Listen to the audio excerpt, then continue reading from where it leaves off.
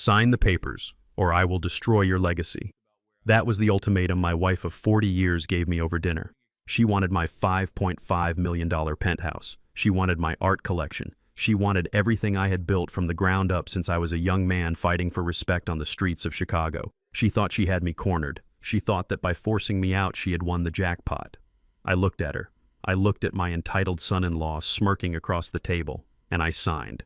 I picked up my keys and walked out without a fight. They thought I was defeated. They had no idea that I did not just sign a property deed. I signed their financial death warrant because that penthouse was not just a luxury home. It was a machine, and I was the only one who knew how to keep the engine from exploding.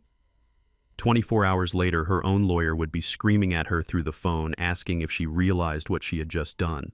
But by then, it was too late. Before I tell you how I turned their greed into their prison, let me know where you are watching from in the comments below. Hit like and subscribe if you have ever had to teach someone a lesson they would never forget. The sound of a cork popping echoed through the dining room like a gunshot. It was a 1985 Chateau Margaux, a bottle I had been saving for my 75th birthday. I had not given anyone permission to touch it, but there sat Preston, my son-in-law, with his feet propped up on my antique coffee table, pouring the dark red liquid into a glass as if it were cheap soda. He did not even bother to let it breathe. Preston was a man who knew the price of everything, but the value of nothing. He was 35 years old with a mediocre career in day trading and a taste for luxury that his wallet could never support. He swirled the wine in the glass and looked at me with that casual arrogance that made my blood boil. "Nice view you have got here, Eli, really nice." He did not call me Dad. He did not call me Mr. Banks. Just Eli. As if we were drinking buddies. As if he had earned the right to sit in the sky and look down on the city of Chicago. I cut my steak slowly. The knife scraped against the porcelain. I am 71 years old. I have spent my life designing skyscrapers that define this city's skyline. I fought tooth and nail to be taken seriously as a black architect in the 70s. I built this penthouse with my own hands. I designed every beam, every window, every hidden ventilation shaft. It was my sanctuary. And now it felt like a hotel lobby where the guests had overstayed their welcome. My daughter Nia sat next to Preston. She looked down at her plate, avoiding my eyes. She looked tired, or maybe just guilty. Nia was my only child. I loved her, but I could see her mother's influence in her. She wanted the lifestyle, but she did not want the work. She had married Preston because he looked the part of a wealthy man, even if he was hollow inside. Vivian cleared her throat. The sound was sharp and deliberate. She did not eat. She just watched me. Vivian was beautiful once. She was the woman who had stood by me when I was working 18-hour days. But somewhere along the way, the money became more important than the man. She had grown accustomed to the galas, the charity balls, the status. She loved being Mrs. Banks. She just did not love Mr. Banks anymore. She reached under the table and pulled out a thick manila envelope. She slapped it onto the table right next to my unfinished dinner. It landed with a heavy thud. "What is this, Vivian?" I asked, though I already knew the answer. The energy in the room shifted. The air grew cold. Preston put his glass down and smirked. He knew what was coming. Vivian smoothed her dress and looked me dead in the eye. "It is time, Eli. We are done pretending. These are divorce papers and a settlement agreement." I picked up the document. I flipped through the pages. My eyes scanned the legal jargon, but the numbers jumped out at me. She was demanding everything: the penthouse, the vacation home in the Hamptons, and most painfully, the Harlem Renaissance art collection, my Jacob Lawrence paintings, my Romar Bearden collages, pieces of history that I had collected for decades, pieces that represented my soul. I chuckled dryly. "You want the art, Vivian. You hate that art. You called it depressing last week." Vivian sipped her water. "I do not care about the art, Eli. But Preston says it is worth a fortune. It will make a nice nest egg for Nia and the grandchildren." I looked at Nia. She flinched. So that was it. They were stripping me for parts. I put the papers down. "And if I refuse? If I drag this to court?" Vivian leaned forward. Her voice dropped to a whisper. A dangerous serpent-like hiss. "Then I will release the file on the 1990 Millennium Tower project." I froze. The Millennium Tower was one of my first major projects.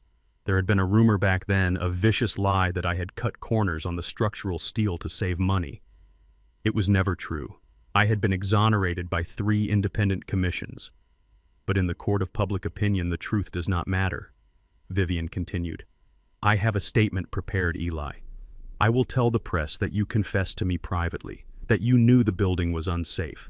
At your age, a scandal like that will not just ruin your reputation, it will destroy your legacy. They will take your license, they will take your awards. You will die a fraud in the history books. I looked at her, really looked at her. I saw the greed in her eyes, I saw the desperation. She was 65 years old and terrified of losing her social standing. She needed my money to keep up appearances, but she did not want me. I looked at Preston. He was checking his watch as if boring of the conversation. Come on, Pops, just sign it. You are retired anyway. You do not need a place this big. Nia and I can actually use it to entertain clients. We can modernize it, get rid of all this old, dusty junk. He waved his hand at my bookshelves. My heart hardened. It turned into something cold and solid like the steel beams I used to weld. They saw a $5.5 million asset. They saw a piggy bank. They did not see the home. And they certainly did not understand the building. This penthouse was unique. I had designed it as the lungs of the entire 40-story tower. It housed the central HVAC exchange, the hydraulic pressure systems for the upper floors, and the server nodes for the smart home grid. It required maintenance. Specialized specific maintenance that cost a fortune if you did not know how to do it yourself. I had handled it personally for 20 years. I calibrated the pressure valves every Sunday. I reset the digital keys every month. I kept the beast tamed. To Vivian and Preston, it was just walls and floors. To me, it was a living, breathing machine, and they were about to fire the engineer. I reached into my jacket pocket and pulled out my fountain pen, the one Naya had given me for Father's Day 10 years ago, back when she still looked at me with pride. I uncapped it slowly. Are you sure about this, Vivian? I asked one last time. I am giving you a chance to walk away from this madness. Take the alimony. Take the lake house. Leave the penthouse and the art. Vivian laughed. A harsh barking sound. Do not try to negotiate, Eli. You have no leverage. Sign the papers. Or I make the call to the Times in 10 minutes. I looked at Nia. Anything to say, daughter? Nia bit her lip and looked away. I am sorry, Dad, but Preston thinks it is for the best. We need the security. Security! I almost laughed out loud. They were trading a diamond for a hand grenade and they did not even know the pin was pulled. I looked down at the signature line. Transfer of title. Transfer of all assets. Irrevocable. I remembered the clause in the building bylaws, the one I wrote myself back in 1982. The owner of the penthouse is designated as the technical manager of the building infrastructure. It meant the owner was personally responsible for the upkeep of the central systems, not the condo association. The owner. I signed my name. Elijah Washington Banks. The ink flowed black and permanent onto the white paper. I signed away the deed. I signed away the art. I signed away the view of the city I loved, but I also signed away the responsibility. Here. I slid the papers across the table. It is yours, all of it. Vivian snatched the papers as if she feared I would change my mind. She checked the signature and smiled, a smile of pure victory. You made the right choice, Eli. You have 24 hours to vacate. Preston cheered and poured himself another glass of my wine. Finally. We are going to gut this living room first thing Monday. Open up the floor plan. It is too gloomy in here. I stood up. I did not shout. I did not flip the table. I adjusted my tie and buttoned my suit jacket. I will not need 24 hours. I am leaving now. I walked to the hallway. My bags were already packed. I had known this day was coming. A man does not live with a shark for 40 years without learning to watch the water. I picked up the only thing that mattered to me, a small wooden box on the mantel, the ashes of my dog Buster. Where are you going? Nia asked. Her voice trembled slightly. Now that the deed was done, the guilt was starting to creep in. I put on my coat and my hat. I am going to find a place where I can breathe, Nia. You have your security now. Enjoy it. I walked to the front door. On the wall was the master control panel for the smart home system. It controlled everything: the heating, the cooling, the security shutters, the water pressure. It was password protected. Vivian and Preston had never bothered to learn how it worked. They just shouted commands at the voice assistant. I typed in a sequence of numbers. It was not the alarm code. It was a command I had programmed years ago for catastrophic system failure. It was the factory reset and manual override lock. The screen flashed red for a second, then went black. The hum of the ventilation system died down instantly. The ambient lights flickered and went to a default cold white setting. "What did you just do?" Preston called out from the dining room. I opened the door. The cold Chicago wind hit my face. It felt like freedom. I did not look back. I just walked out into the hallway and let the heavy steel door click shut behind me. I heard the electronic lock engage, a solid, heavy thud. I took the elevator down to the lobby. The doorman Henry looked at me with concern. "Mr. Banks, you are leaving so late." I handed him an envelope. "Henry, inside this envelope is my resignation as the technical manager of the building. Please file it with the board tomorrow morning. And Henry, if anyone from the Penthouse calls asking for help with the systems, tell them to call a contractor. I am retired." Henry nodded confusingly but took the envelope. I walked out onto the street. I hailed a cab. The city lights blurred in the reflection of the window. I had lost my home. I had lost my collection. But as the taxi pulled away, I checked my watch. The countdown had begun. Without my daily calibration, the pressure in the radiant heating pipes would start to rise in about 12 hours. The smart glass windows would default to open mode if the server did not receive a handshake signal in 20 hours. And the first bill for the mandatory structural maintenance tax would arrive in the mail in 3 days. They wanted to be the owners. Well, now they were. Every nut, every bolt, and every bill. I leaned back in the seat and closed my eyes. For the first time in 40 years, I slept soundly. I did not know that while I was sleeping, my phone was blowing up with missed calls. The chaos had started sooner than I expected. Let me take you back into that dining room. 10 minutes before I walked out into the cold Chicago night. 10 minutes before I reset the building's brain. The papers were still sitting there on the mahogany table between the half-eaten steak and the stolen wine. The air was thick with the smell of expensive cologne and betrayal. Preston took another sip of my vintage Chateau Margaux. He swirled it around his mouth loudly, making a show of tasting it. He leaned back in my leather chair, the chair I had bought to celebrate my first major architectural award in 1995, and looked at me with a pitying smile. "You know, Eli," he said, his voice dripping with false sympathy. "We are actually doing you a favor. Look at this place. It is dark. It is heavy. It feels like a museum for a culture that, well, let's just say it is a bit intense for the modern market." He gestured vaguely at the walls adorned with the masterpieces of the Harlem Renaissance I had spent 40 years collecting. The vibrant, chaotic energy of the Jazz Age captured in oil and canvas.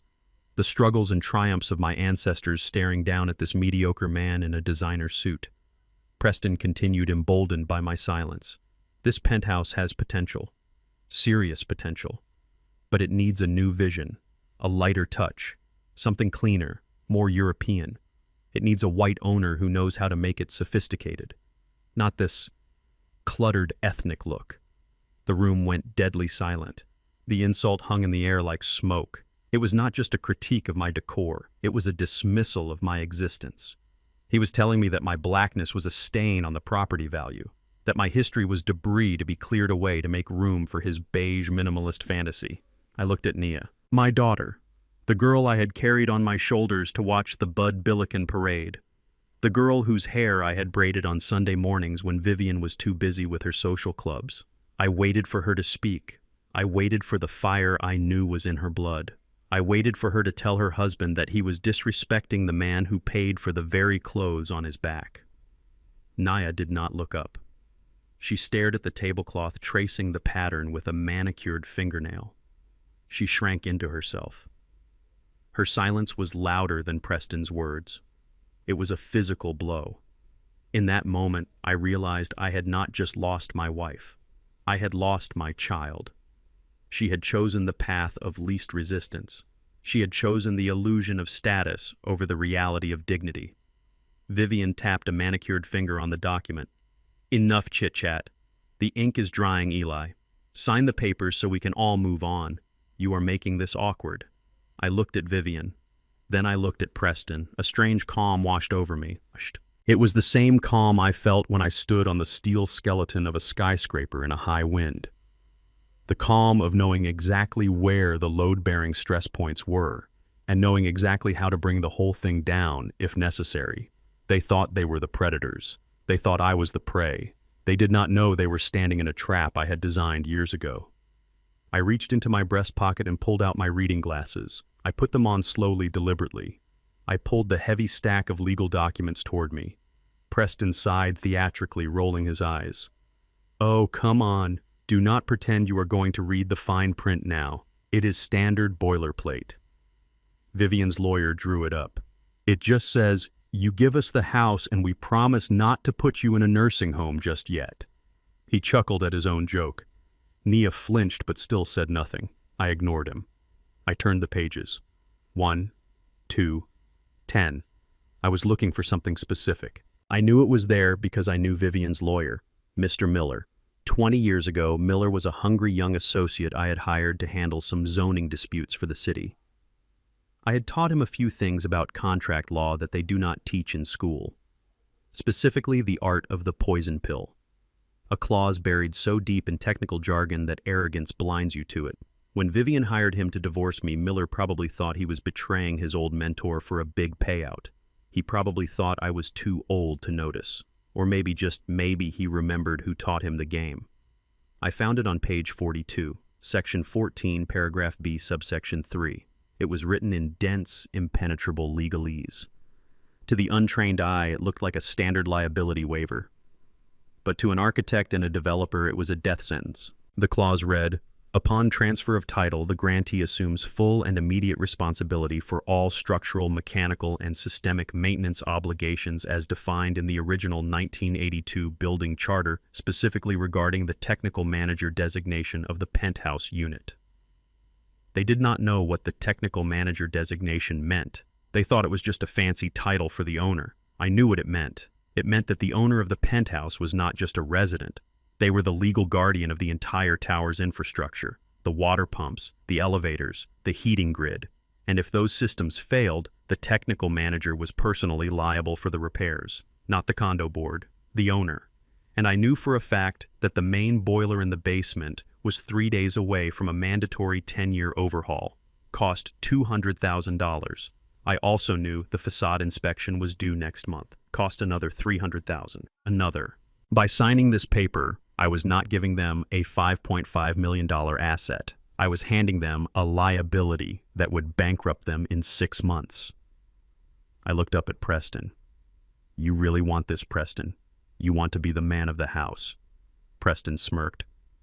"I was born to be the man of this house, Eli. Just sign." I uncapped my pen. The gold nib glinted in the chandelier light. "Very well," I said softly.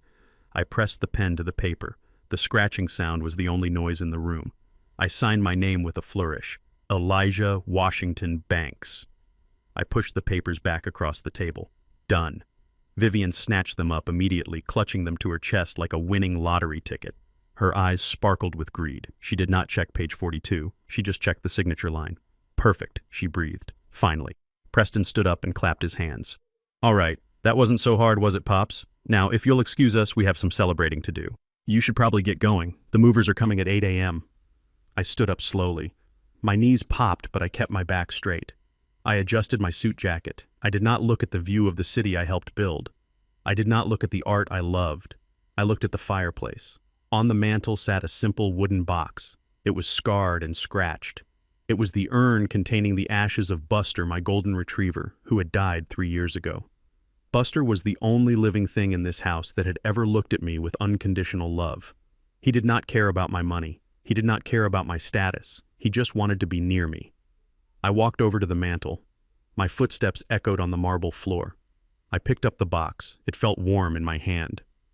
"What are you doing?" Vivian asked sharply. "You can't take anything. The contract says contents included." I turned to face her. My voice was low and steady. "The contract says you get the art, the furniture, and the fixtures. This is not furniture. This is family. Something you people know nothing about." Vivian waved her hand dismissively. "Fine. Take the dead dog. Just get out." I tucked the box under my arm. I walked toward the door. As I passed Nia, she finally looked up. Her eyes were wet with tears. "Daddy," she whispered. I stopped. I looked down at her. I wanted to hug her. I wanted to tell her it would be okay. But that would be a lie. It was not going to be okay. She had made her bed and now the roof was about to collapse on it. I did not say goodbye. Goodbye implies I might see them again. I simply walked past her. I reached the heavy oak double doors. I paused. I turned back one last time. Preston was already pouring another glass of wine, laughing at something Vivian said. They looked like royalty. They looked invincible. I looked at the walls. I looked at the ceiling where the hidden sensors were blinking silently, waiting for my command. "Good luck with the building," I said. My voice carried across the room, cutting through their laughter.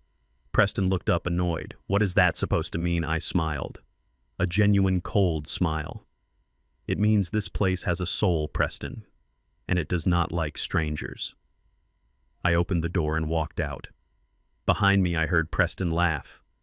"Crazy old man," he muttered. I closed the door. The latch clicked shut with a sound finality. A heavy metallic thud that signaled the end of my life as a husband and father, and the beginning of my life as the executioner of their financial future. I walked down the hallway to the elevator.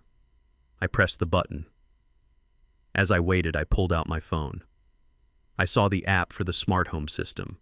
The icon was green, indicating all systems were normal. I remembered the look on Preston's face, the arrogance, the racism masked as aesthetic critique. I remembered Nia's silence. I remembered Vivian's greed. The elevator doors opened. I stepped inside. As the doors closed, cutting me off from the penthouse floor forever, I opened the app.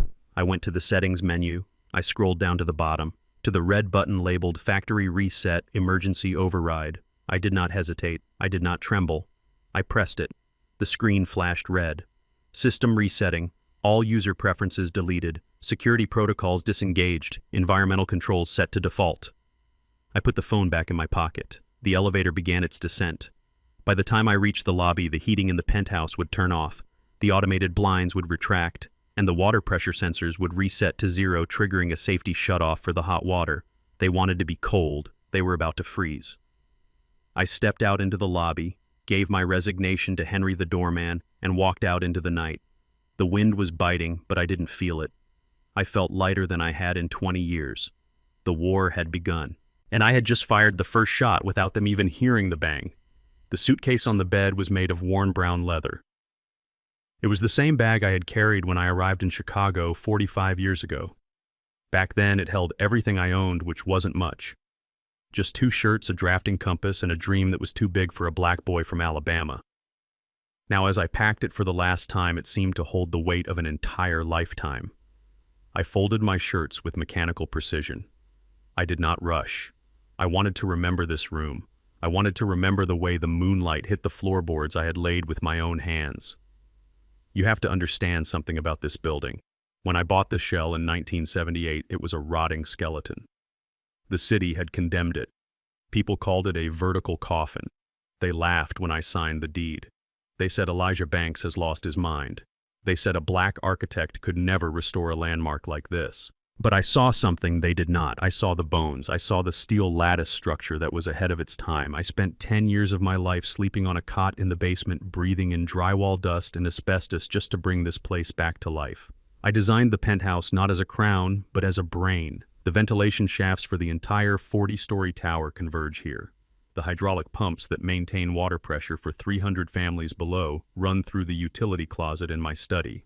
The server rack that manages the smart grid for the elevators is hidden behind the false wall in the hallway. I lived here because the building needed a captain. It was a living, breathing organism, and I was the only one who knew how to listen to its heartbeat. Now, they were treating it like a dead asset. I zipped the suitcase shut. The sound was sharp like a zipper closing on a body bag. I picked it up and walked out into the hallway. The noise from the living room was jarring. It had only been 20 minutes since I signed the papers, but the demolition had already begun mentally, if not physically. I saw a contractor standing there, a man I did not recognize. He was holding a laser measuring device. Preston was pointing at the wall of my study, my sanctuary, the room where I had drafted the blueprints for the city library and the new hospital wing.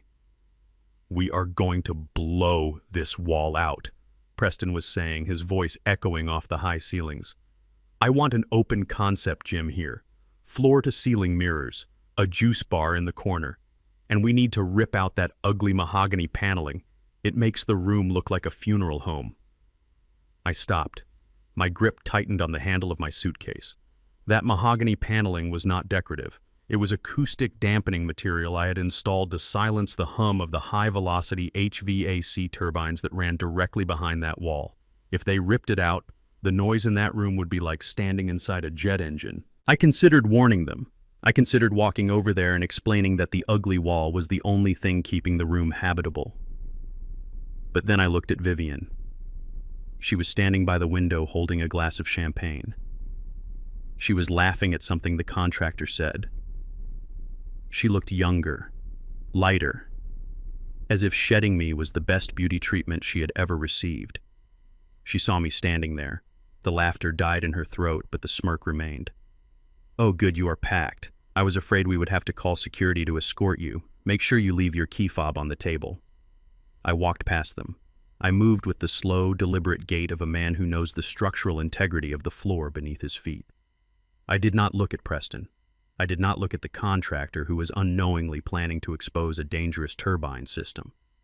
I stopped at the main console near the front door. It was a sleek black glass panel flush with the wall. To anyone else, it was just a thermostat and a light switch. To me, it was the nervous system of the tower. Preston called out from the living room. "Hey, Eli, don't touch the settings. We like the temperature just where it is." I didn't answer. I wasn't changing the temperature. I was changing the soul of the house. I tapped the screen. It woke up with a soft blue glow. I entered the technician menu. It required a 6-digit code, a code only I knew. I punched in the numbers, 1978. The year I bought the building, 42. The number of years I had been married to the woman who just betrayed me. The screen flashed a warning, caution. Factory reset initiated. All custom protocols will be erased. System will revert to manual oversight. Are you sure I looked at the warning? Custom protocols. That is what they called the thousands of hours of coding I had written to make this building livable. The code that told the heaters to adjust for the wind chill coming off Lake Michigan. The code that told the water pumps to increase pressure at 6 a.m. when everyone was showering. The code that automatically balanced the humidity to protect the hardwood floors. I was the ghost in the machine, and they had just exorcised me. I pressed confirm. The blue light on the panel turned to a dull neutral gray. The soft, almost imperceptible hum of the air filtration system stopped instantly. The lights, which had been tuned to a warm amber hue to mimic candlelight, flickered once and turned a harsh, sterile white. The apartment suddenly felt dead. The silence was heavy. It wasn't a peaceful silence. It was the silence of a machine that had been unplugged. What happened? Vivian's voice drifted from the living room. Why did the lights change? Preston's voice followed. Probably just a surge. I'll figure it out later. The system is probably just adjusting to the new owners. I almost smiled. Adjusting. They had no idea. The system wasn't adjusting. It had quit.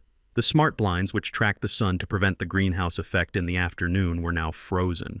The floor heating, which anticipated the temperature drop at night, was now off. The building was now just a pile of bricks and glass waiting for orders that would never come. I placed my key fob on the console table. It made a hollow clatter. I opened the heavy front door. The draft from the hallway hit me. Usually the positive pressure system I designed kept the hallway air from entering the unit. But that system was off now. The smell of the hallway floor wax and old dust wafted in. I stepped over the threshold. "Goodbye, Vivian," I said softly. She didn't hear me. She was too busy toasting to her new life. I closed the door. I heard the electronic lock engage, but it sounded different this time. Clunky. Mechanical. Without the magnetic assist, it was just a deadbolt. I walked to the elevator. I pressed the button and waited. Usually the elevator would be waiting for me, anticipating my departure based on my movement sensors. Today, I had to wait. As I stood there, I felt a strange sensation. It wasn't sadness. It was relief. I had spent 40 years holding this building up, carrying the weight of its steel and its systems on my shoulders. I had worried about every crack, every leak, every vibration. Now it wasn't my problem. The elevator arrived with a ding that sounded surprisingly hollow. I stepped in and pressed the button for the lobby. As the doors closed, I closed my eyes. I pictured the turbine behind the study wall. Without the active noise cancellation protocol I had just deleted, it would start to vibrate in about 4 hours. By tomorrow morning, the peaceful yoga room Preston wanted would sound like the inside of a washing machine. I descended 40 floors, down past the lives of the people who lived in my creation. They were sleeping safely because for now the inertia of my systems was holding. But soon the entropy would set in. I walked out through the lobby. Henry the doorman was not there. It was the night shift relief, a young kid on his phone. He didn't even look up as I dragged my suitcase across the marble floor. I pushed through the revolving doors and stepped onto the sidewalk. The Chicago wind was brutal. It cut through my coat, but it felt clean. I looked up at the tower one last time. From the street it looked majestic. A pillar of light and glass reaching for the stars. My masterpiece. But as I watched, I saw the lights in the penthouse flicker again. Just once. Like a dying heartbeat. The building knew I was gone. I hailed a taxi. The driver was an older man with kind eyes. Where to, he asked. I gave him the address of the small studio apartment I had rented in Hyde Park.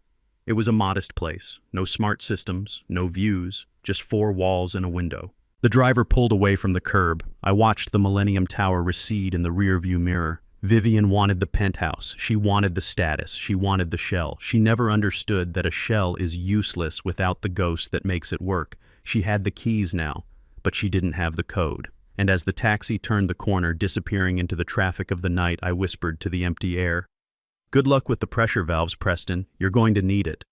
My new apartment in Hyde Park was exactly 400 square feet. It was a single room with a kitchenette, a small bathroom, and a window that looked out onto a brick alleyway. There was no marble flooring, no smart glass windows, no voice-activated climate control, just a radiator that clanked in the mornings and a hardwood floor that creaked when I walked on it. And I absolutely loved it. For the first time in decades, my life was simple. I woke up at 5 a.m., not because I had to check the structural sensors of a skyscraper, but because I wanted to watch the sun rise over the lake. I put on my running shoes and jogged along the shore. The cold air filled my lungs and I felt a vitality I thought I had lost years ago. In the penthouse, my life had been a series of maintenance tasks masked as luxury. Every room had a demand. Every system had a potential failure point. Here in this studio, my biggest problem was deciding which book to read from the stack I had picked up at the local library. I made my own coffee and a French press. I sat by the window and watched the world go by. I was no longer Elijah Banks, the renowned architect and building manager. I was just a man drinking coffee. But across town in the glass tower I had left behind, the beast was waking up, and it was hungry. I did not need to see it to know what was happening. I knew the physics of that building better than I knew my own body. Without the daily calibration, the radiant heating system in the penthouse floor would begin to lose pressure. The thermal fluid that kept the marble warm would start to cool and thicken. It started on a Tuesday morning just 3 days after I left. I was at the grocery store buying apples when my phone buzzed. It was a text from Henry the doorman. "Mr. Banks, sorry to bother you. Mrs. Banks is screaming at the maintenance crew in the lobby. She says the floor is freezing. They are asking for the schematics." I looked at the message and felt a twinge of satisfaction. It wasn't malice. It was just the inevitable result of arrogance. They had kicked out the engineer and expected the machine to keep running on magic. I didn't reply. I put my phone back in my pocket and continued shopping. I bought a bag of red apples and a loaf of sourdough bread, the simple pleasures. Back at the penthouse, the situation was deteriorating rapidly. I learned the details later from my old contacts in the building management office. Apparently, Preston had woken up at 6 a.m. to step onto the bathroom floor and found it ice cold. Not just cool, but stone cold. The kind of cold that seeps into your bones. He had stormed into the living room only to find that the ambient temperature had dropped to 60 degrees. The smart thermostat on the wall was flashing a red error code. Error 404. Pressure valve sink failure. Manual override required. Preston, being Preston, assumed he could fix it by shouting at it. He tapped the screen furiously, leaving greasy fingerprints on the glass. When that didn't work, he called the building superintendent, a nice guy named Carl who had been working there for 5 years. Carl came up, took one look at the panel, and shook his head. "I can't touch this, Mr. Walsh. This is a custom system. Mr. Banks designed it himself using industrial parts from Germany. We don't even have the tools to open the access panel." Preston had exploded. "What do you mean you don't have the tools? You are the maintenance guy. Fix it." Carl had just shrugged. "I am the maintenance guy for the standard unit, sir. This penthouse is..." Well, it is a spaceship sitting on top of an apartment building. Only Mr. Banks knows how to fly it. You need to call him. But they didn't want to call me. Not yet. Their pride was still too strong. So Preston did what all arrogant men do. He threw money at the problem. He called the most expensive HVAC company in Chicago. 2 technicians arrived in a shiny van.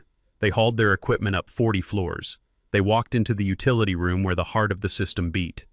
They spent 2 hours banging on pipes looking at the complex web of valves and sensors I had installed. I can imagine the scene perfectly. They probably stared at the hydro-pneumatic manifold I had custom fabricated in 1985. It didn't look like anything in their textbooks. It looked like something from a submarine. Finally, the lead technician walked out, wiping grease from his hands. "Look, lady, I don't know what to tell you. This isn't a normal heating system. It is hooked into the towers, main water return, but it has a secondary loop that runs through a pressure equalizer. I have never seen anything like it. If I turn the wrong valve, I could blow a pipe and flood the 3 floors below you. I am not touching it." "But we are freezing," Vivian had shrieked, wrapping her cashmere shawl tighter around her shoulders. "Then buy a space heater," the technician said, "because until you get the guy who built this to come back and type in the bypass code, this system is a 2-ton paperweight. That will be $300 for the service call." That was the breaking point, the moment when reality crashed through the delusion of their victory. They realized that the luxury they had stolen was actually a cage, and I held the key. I was sitting in my studio reading a biography of Frederick Douglass when my phone rang. I looked at the screen. Vivian. I let it ring. The sound filled the small room, but it didn't disturb my peace. It was just noise. It rang again. Then a text message popped up.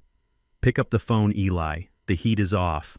Preston is sick. Stop playing games and give us the code." I stared at the words. Stop playing games. She still thought this was a game. She thought I was doing this to spite her. She didn't understand that I wasn't doing anything. I was simply absent, and my absence was the cause of their misery. I thought about answering. I thought about explaining that there was no simple code I could give them over the phone, that I would have to come over, open the manifold manually, bleed the air from the lines, and reset the digital handshake, a process that took 3 hours of hard labor. But then I remembered the way Preston had looked at me. Goo aesthetics. Outdated. Crazy old man. I remembered Vivian slapping the divorce papers onto the table. I remembered Nia looking away while they stripped me of my dignity. I swiped left on the notification. Block caller. Then I blocked Preston. And finally, with a heavy heart, I blocked Nia. I put the phone down on the small pine table. I stood up and walked to the kitchenette. I poured myself a fresh cup of coffee. The steam rose in the quiet air. It was strange. For 40 years, I had been the one who fixed everything. If a light bulb flickered, I was there. If a faucet dripped, I was there. I had made myself indispensable, thinking it would make me loved. But it only made me used. Now I was useless to them. And for the first time in my life, I was free. I took a sip of coffee. It tasted better than the expensive blend we used to buy at the Penthouse. It tasted like autonomy. Across the city, the temperature in the Penthouse was dropping. Tonight it would hit 50 degrees inside. The marble floors they were so proud of would become ice rinks. The glass walls would radiate cold. They wanted the crown. They never asked how heavy it was.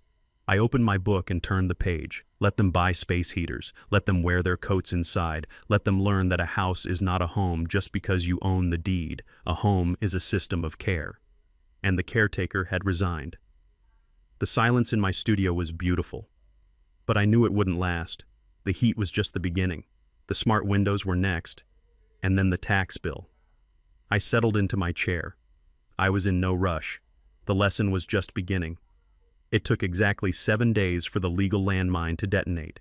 I knew the timing because I wrote the schedule myself back in 1982. The first week of every month was when the building association audited the accounts and issued the mandatory levy for the technical manager. For 40 years that bill had come to me, and I had paid it without blinking. I viewed it as the cost of stewardship. I viewed it as my duty to the steel and glass sanctuary I had built. But to Vivian and her shark of a lawyer, Mr. Miller, it was about to look like a financial apocalypse. I was sitting in my studio apartment enjoying the warmth of a simple electric radiator. It was a Tuesday morning. Outside, the sky was that bruised purple color that warns of a coming snowstorm. I had just finished my morning run along the lakefront and was settling in with a cup of tea and a book on urban planning.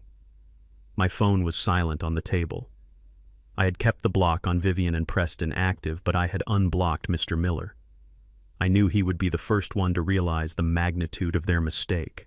I imagined the scene playing out in the penthouse. By now, the ambient temperature inside the glass walls would be hovering around 55 degrees. Without my daily calibration of the pressure valves, the radiant heating was dead. Vivian would be wearing her mink coat inside the house, pacing back and forth on the freezing marble floors. Preston would be hiding in the guest room under 3 duvets, probably blaming the cheap system I had installed rather than his own incompetence.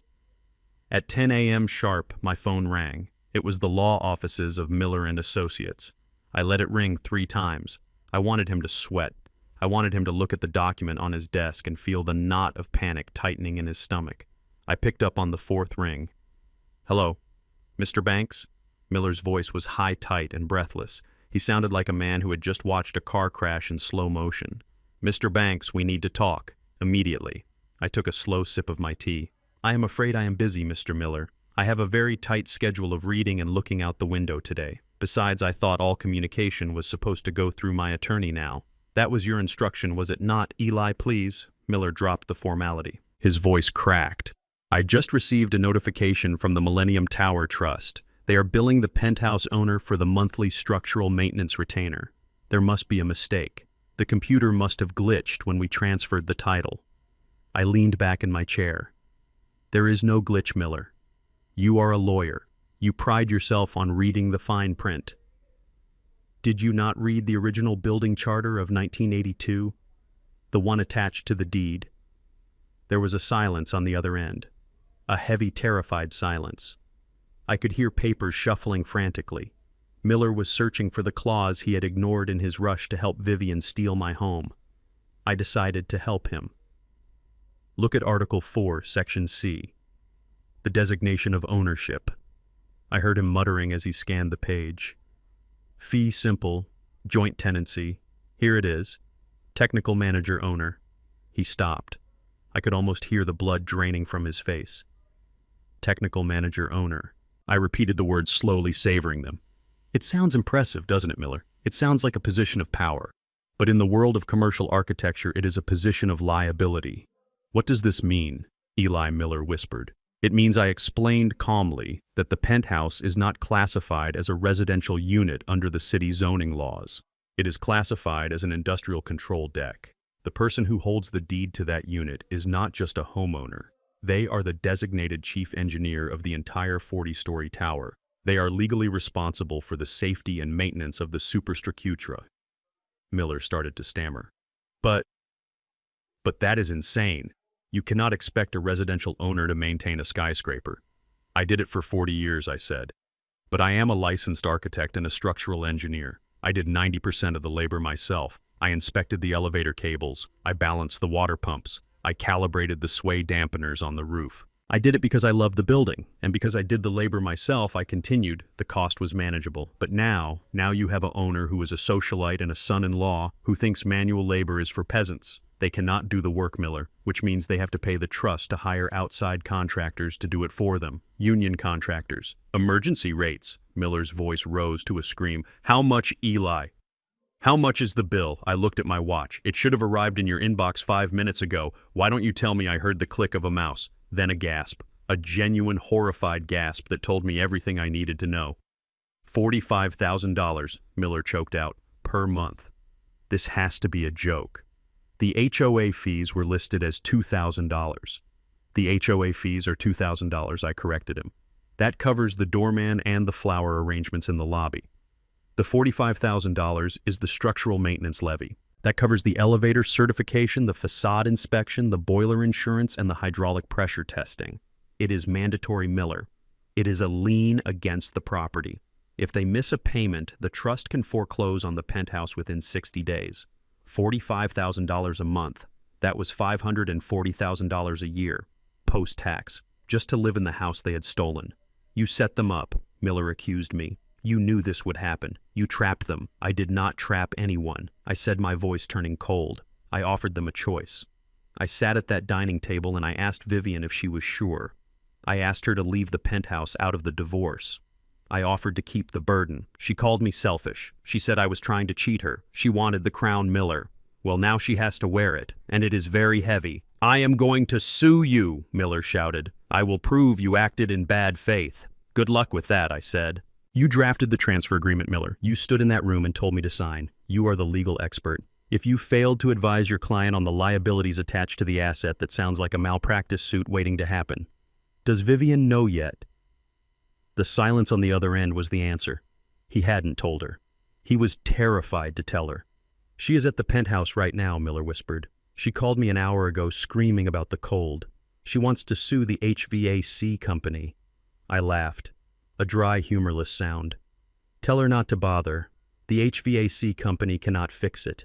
The system is locked out. It needs the technical manager to input the override code. And since I am no longer the technical manager and she is, well, she better start reading the manual. It is about 4,000 pages long. I hung up the phone. I sat there for a moment listening to the hum of the refrigerator in my small kitchenette. I pictured the scene that was about to unfold. Miller would have to call Vivian. He would have to explain that her victory was actually a financial death sentence. Vivian, who spent money like water but had no idea how to make it, would go nuclear. She would scream. She would throw things. She would deny reality. She would say things like, "That is impossible," and fix it. But this was not something that could be fixed with a tantrum or a bribe. This was contract law. This was engineering physics. These were the two things I respected most in the world because they did not care about your feelings. They only cared about facts. And the fact was that Preston and Nia, who were barely scraping by on credit cards and appearances, were now responsible for a bill that exceeded their combined annual income. I imagined Preston's face when he heard the number, $45,000. He had probably thought he was inheriting a $5 million asset he could leverage for loans. Instead, he had inherited a black hole that would suck every penny he had. The irony was delicious. They had called me outdated. They had said I didn't know how to maximize the value of the property. They were right. I didn't treat the property as an investment vehicle. I treated it as a responsibility. I stood up and walked to the window. The snow had started to fall, big, heavy flakes drifting down onto the gray streets of Chicago. In the penthouse, the temperature would be dropping further. By tonight, the water in the pipes might start to freeze if they didn't keep the water moving. If the pipes burst, well, that would be another $50,000 in damage. I almost felt sorry for the building. It didn't deserve this. It was a masterpiece of engineering being piloted by children. But then I remembered the way Vivian had looked at me when she threatened to destroy my reputation with the Millennium Tower lie. I remembered the cruelty in her eyes. She was willing to burn down my legacy to get what she wanted. So let her freeze. I picked up my phone again. I had one more call to make. Not to Vivian, not to Miller, but to an old friend of mine named Sarah who worked at the city tax assessor's office. If Miller was panicking about the maintenance bill, he was going to have a heart attack when the tax implications hit. Because in the eyes of the IRS, transferring a $5 million property for $0 wasn't a divorce settlement if the receiving party, Preston and Nia, wasn't the spouse. It was a gift. And the tax on gifts of that magnitude was brutal. But I would save that surprise for later. For now, I just wanted to enjoy my tea. I went back to my book. But I couldn't focus on the words. I kept glancing at the clock, calculating the timeline. Miller would call Vivian in 5 minutes. The screaming would start in 6. The denial would last for an hour. Then the desperation would set in. They would try to find a loophole. They would try to find a contractor who would work cheaper. They would realize that the specialized German parts I used were proprietary and only sold to certified engineers. They were trapped in a glass cage of their own making. I took another sip of tea. It was Earl Grey. Bergamot and black tea. It tasted like justice. I wondered if Vivian was wearing the diamond necklace I bought her for our 30th anniversary. It would look beautiful against the fur coat she would have to wear to dinner tonight. The phone rang again. It was Miller again. I declined the call. I had given them the keys. I had given them the title. I had given them exactly what they asked for. If they choked on it, that wasn't my problem. I was just a retired architect living in a studio apartment in Hyde Park. And for the first time in 40 years, I didn't have a single deadline to meet. The first of the month is usually a day of new beginnings. Rent is paid. Salaries are deposited. The cycle of the city resets. But for the residents of the penthouse at the Millennium Tower, the first of the month was about to become a day of reckoning. I knew the mail carrier schedule by heart. At 10:30 in the morning, the heavy canvas bag would be dropped at the front desk. At 11 o'clock, Henry, or whoever was covering his shift, would sort the envelopes into the brass mailboxes. And at 11:15, the specific heavy envelope from the building trust would be delivered directly to the penthouse door. I was sitting in a park near my studio feeding pigeons with a stale bagel. It was a cold morning, but I was dressed warmly. I felt a strange sense of anticipation. It was not malice. It was the feeling an engineer gets when he watches a stress test. You know the beam is going to snap. You just do not know exactly which second it will happen. Back at the tower, the envelope arrived right on schedule. It was thick. Cream-colored linen paper with the embossed seal of the trust. It looked elegant. It looked expensive. And inside it held a number that would stop a heart. I can picture Preston opening it. He was probably sitting at the dining table wearing one of his silk robes, trying to ignore the chill in the air. The temperature in the apartment had likely dropped to 58 degrees by now. Just cold enough to be uncomfortable. Just cold enough to require a sweater inside a $5 million home. He would slice the envelope open with the silver letter opener I had left on the desk. He would unfold the document, expecting perhaps a welcome letter or a minor utility bill. Instead, he saw the invoice. Item 1. Structural maintenance retainer. $45,000. Item 2. Emergency reserve fund contribution. $5,000. Item 3. Hydraulic system insurance. $2,000. Total due immediately. $52,000. And that was just the first page. Behind it was the second letter, the one from the Cook County tax assessor. This was the one I had warned Vivian about years ago, but she never listened. She thought taxes were something that just happened to other people. The letter would explain in dry bureaucratic language that because the property had transferred ownership from Elijah Banks to Preston Walsh and Nia Banks, the tax assessment was no longer frozen at the 1982 rate. The property had been reassessed at current market value. And because it was a transfer between non-spouses, it triggered an immediate reassessment of the transfer tax liability. Amount due: $150,000. $200,000 of debt in one morning. I imagine Preston staring at the paper. The numbers probably didn't make sense to him at first. He blinked. He rubbed his eyes. He looked for the decimal point, hoping maybe it was $450. But the zeros were relentless. They marched across the page like soldiers. Vivian, he would have screamed, his voice cracking with panic. Vivian, get in here. Vivian would rush in from the bedroom, wrapping her coat tighter around her. What is it? Is it the heat? Did you fix the heat? Preston would shove the papers into her chest. Look at this. Just look at what your husband left us. Vivian would read it. She would gasp. No, this is impossible. Eli paid $2,000 a month. I saw the checks. He paid the HOA fee. Preston would yell, losing his composure entirely. This isn't the HOA fee. This is the structural maintenance. Why didn't you know about this? You lived here for 40 years. I never looked at the bills, Vivian would shriek back. Eli handled the money. He handled everything. And there it was, the truth. Eli handled everything. I was the shield that protected them from reality. I was the dam that held back the floodwaters of cost and responsibility. And they had broken the dam thinking there was treasure behind it. Instead, there was just water. But Preston was a gambler. He was a day trader who was used to losing money and trying to double down to win it back. I knew his type. He wouldn't accept defeat. He would try to leverage the asset. He pulled out his phone. His hands were shaking. I am calling the bank. We need cash. We will take a line of credit against the penthouse. It is worth $5.5 million. We can pull out $1 million today, pay these bills, and have enough left over to renovate. He dialed the number of his private banker. A man named Stevens. I knew Stevens. He was a shark, but he was a cautious shark. I can imagine the conversation perfectly because I knew exactly what Stevens would see when he pulled up the property file. Hey, Stevens, it is Preston. Look, I need to open a HELOC on the penthouse immediately. Yes, we have the title now. Send over the papers. Preston would be pacing the room, trying to look in control in front of Nia and Vivian. Then there would be a pause, a long silence on the other end of the line. Preston's face would change. What do you mean there's a flag on the property? I took a sip of my coffee in the park. The wind rustled the trees. The flag was the technical manager clause. No bank in their right mind would lend money against a property that carried a mandatory unlimited liability for structural repairs. It was what they called a toxic asset. It was like trying to get a mortgage on a nuclear power plant that was leaking.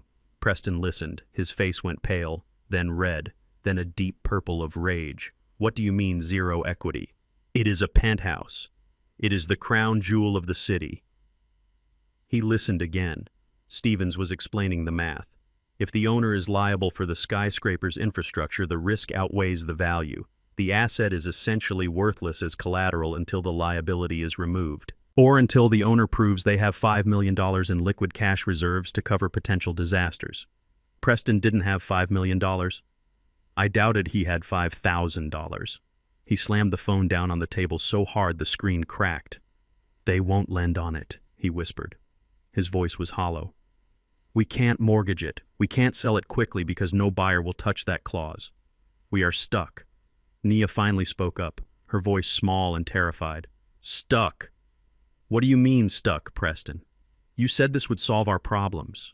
You said selling Daddy's art and mortgaging the house would pay off your trading debts." The room must have gone silent. Vivian turned slowly to look at her son-in-law. "Trading debts?" she asked, her voice dangerous. What trading debts? Preston looked like a trapped animal. He had been hiding his failures. He had been playing the part of the successful financier while digging a hole so deep he couldn't see the sky. He had pushed for the penthouse not because he wanted a better view, but because he was drowning. He needed a lifeline. And I had handed him an anchor. "It is nothing," Preston stammered. "Just a bad quarter. The market is volatile." "You lied to us," Vivian screamed. She advanced on him. "You told me you were worth millions. You told me if we got rid of Eli, we would be free." "We are free," Preston yelled back. "We own the house. We own a debt." Vivian threw the invoice at him.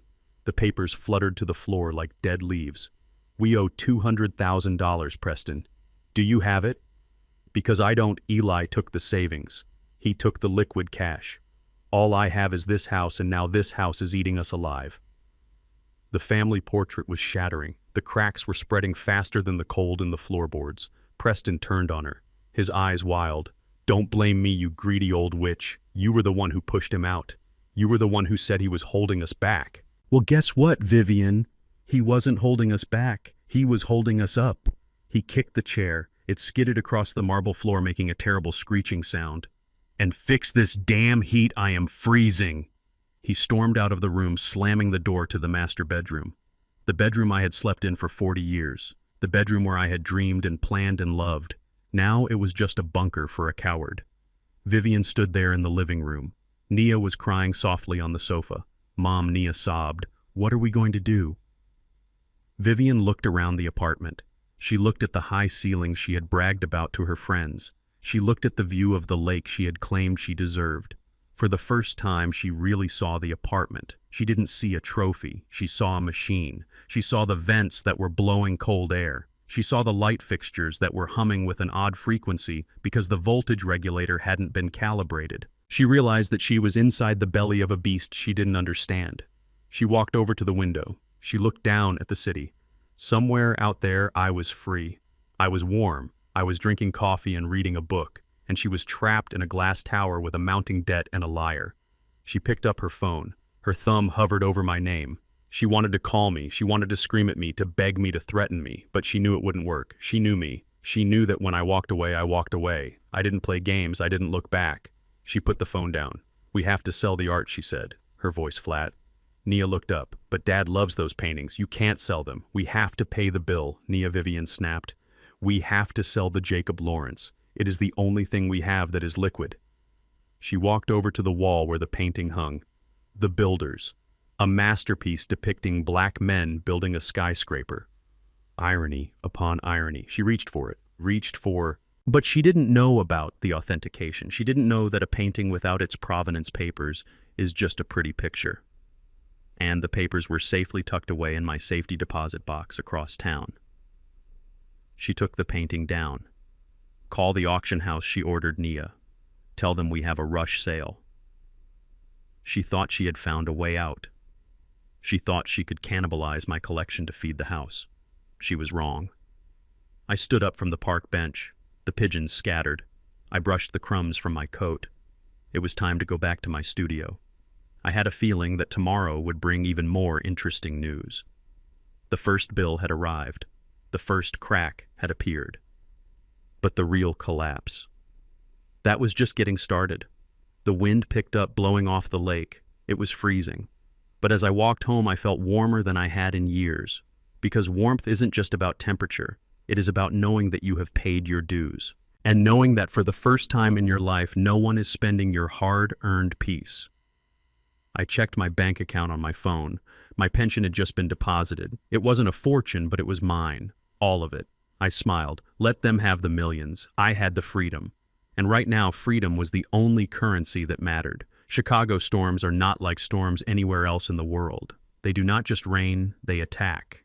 They come off Lake Michigan with the force of a freight train carrying water that feels more like ice shards than liquid. I have lived in this city for 71 years, and I have learned to respect the sky. When I saw the forecast that Wednesday evening, I knew exactly what was coming. A low-pressure system was colliding with a cold front right over the loop. The weatherman called it a severe thunderstorm watch. I called it a stress test for the Millennium Tower. I sat in my studio apartment listening to the wind rattle my single-pane window. I was warm. I was dry. I was eating a bowl of homemade chili and listening to jazz on the radio. But my mind was 3 miles away, drifting up to the 40th floor. I was thinking about the barometric pressure sensors I had installed on the penthouse roof in 1992. You see, smart buildings are a lot like toddlers. They need constant reassurance. When the air pressure drops suddenly outside the building, the sensors inside get confused. They ask the central computer a simple question. Is this a storm, or is this a rapid decompression event caused by a fire? For 40 years, whenever that question was asked, I was there to answer it. I would get a notification on my console. Pressure drop detected. Confirm storm mode. I would press a button. The system would lock the windows tight, engage the waterproof seals, and ramp up the internal heating to combat the draft. But tonight, there was no one to answer the question. The system had been reset to factory defaults. And the factory default safety protocol for a rapid pressure drop without manual override was not to lock down. It was to ventilate. The logic was simple. If the pressure inside is higher than outside, open the vents to prevent the glass from shattering. I took a spoonful of chili. I looked at the clock. It was 7 p.m. The storm was just hitting the shoreline. At the penthouse, I imagined they were trying to have a normal dinner, trying to ignore the fact that they owed $200,000, trying to ignore the cold radiating from the floor. Preston was likely sitting on his new Italian leather sofa. He had bragged about it to me before I left. $20,000 of hand-stitched calfskin imported from Milan. He said it was the centerpiece of his new design. Then the sensors hit the trigger point. There would have been no warning, no alarm, just the smooth hum of high-torque hydraulic actuators engaging. The south-facing wall of the penthouse is not a wall. It is a series of 4 massive glass panels. Each one weighs 2 tons. I designed them to slide open to create an indoor-outdoor terrace, but I only opened them on sunny days in July. Tonight, at the height of a gale-force storm, the computer decided that the building needed to breathe. With a mechanical groan, the locks disengaged. The panels began to slide. I can see it perfectly in my mind. The wind would have hit them first. A blast of freezing air that knocked over vases and sent paperwork flying across the room. Then came the rain. It did not fall down. It came in horizontal. Sheets of gray water driven by 60-mile-an-hour gusts. It wasn't a sprinkle. It was a fire hose. Preston must have screamed. Vivian must have shrieked. They probably scrambled up from their seats, dropping their wine glasses. Close it. Close it. Preston would have yelled, running toward the wall. He probably grabbed the handle of the moving glass panel. He probably tried to pull it shut. But you cannot fight hydraulics with human muscle. Those motors are designed to move steel against wind resistance. Preston pulling on it was like a fly trying to stop a charging bull. The panel didn't even slow down. It kept sliding until it was fully open. A 20-foot gap in the side of the building, exposing the living room to the wrath of the storm. The rain poured in. It soaked the Persian rugs. It soaked the silk curtains. And it soaked the $20,000 Italian leather sofa. But the real tragedy wasn't the furniture. It was the floor. That floor was my pride and joy. It was white oak reclaimed from a demolished church in Bronzeville. The wood was over 100 years old. I had sanded it myself. I had stained it by hand. I had laid it in a herringbone pattern that took me 3 months to complete. It was more than a floor. It was history. Oak is strong, but it has a weakness. It drinks water. And when it drinks, it expands. As the rain pooled on the surface, the wood would start to cup. Within hours, the planks would buckle, pushing against each other with enough force to crack the subfloor. I pictured Vivian standing there in her expensive dress drenched to the bone, her hair plastered to her face. She was probably shouting at the smart home console on the wall. Alexa, close the window. Computer, close the window. But the computer was offline. The voice recognition was disabled. The manual control panel was flashing a blue light that meant safety venting active. Do not obstruct. They were helpless. They were 3 people standing in a hurricane inside their own home. Preston gave up on the door. He ran to the kitchen and started grabbing towels, bath towels, dish towels, paper towels. He threw them on the floor, trying to soak up the deluge. It was pathetic. It was like trying to stop the Titanic from sinking with a teacup. The water kept coming. It flowed past the sofa. It flowed toward the hallway. It flowed toward the bedrooms. Vivian grabbed her phone. She called the doorman. Help us. The windows opened. We are flooding. Send maintenance. But what could maintenance do? The building superintendent, Carl, was asleep at home. Even if he drove there in the storm, he didn't have the override key. That key was in my pocket in a small brass casing attached to my keychain. The only way to close those windows without the software command was to manually crank the hydraulic pump. The access panel for the pump was located in the ceiling of the utility closet. You needed a ladder, you needed a specialized wrench, and you needed the strength to turn a gear against 2,000 pounds per square inch of pressure. Preston didn't have a ladder, he didn't have a wrench, and he certainly didn't have the strength. They retreated. They had no choice. The living room was a wash zone. The temperature plummeted to match the outside air, 34 degrees. They huddled in the hallway behind the closed door of the master bedroom. They were wet. They were shivering, and they were listening to the sound of their stolen kingdom being destroyed. I finished my chili. I washed the bowl in my small sink. I felt a pang of sadness for the oak floor. It didn't deserve to die like that. It had survived 100 years of church services. It had survived the demolition of the church. It had survived 40 years of my footsteps. But it wouldn't survive one night of Preston's ownership. My phone lit up. It was a number I didn't recognize. Probably Preston using a burner phone since I had blocked his main line. I didn't answer. I knew what they wanted. They wanted me to save them. They wanted me to run through the rain, climb the ladder, and turn the crank. But I was 71 years old. I was retired. And according to the paperwork they had forced me to sign, I was no longer the technical manager. I turned off the ringer. I went to my window and looked north. Through the rain and the fog, I could see the faint outline of the downtown skyline. I couldn't see the Millennium Tower, but I knew it was there. I knew that right now on the 40th floor, the wind was howling through my library, knocking my books off the shelves.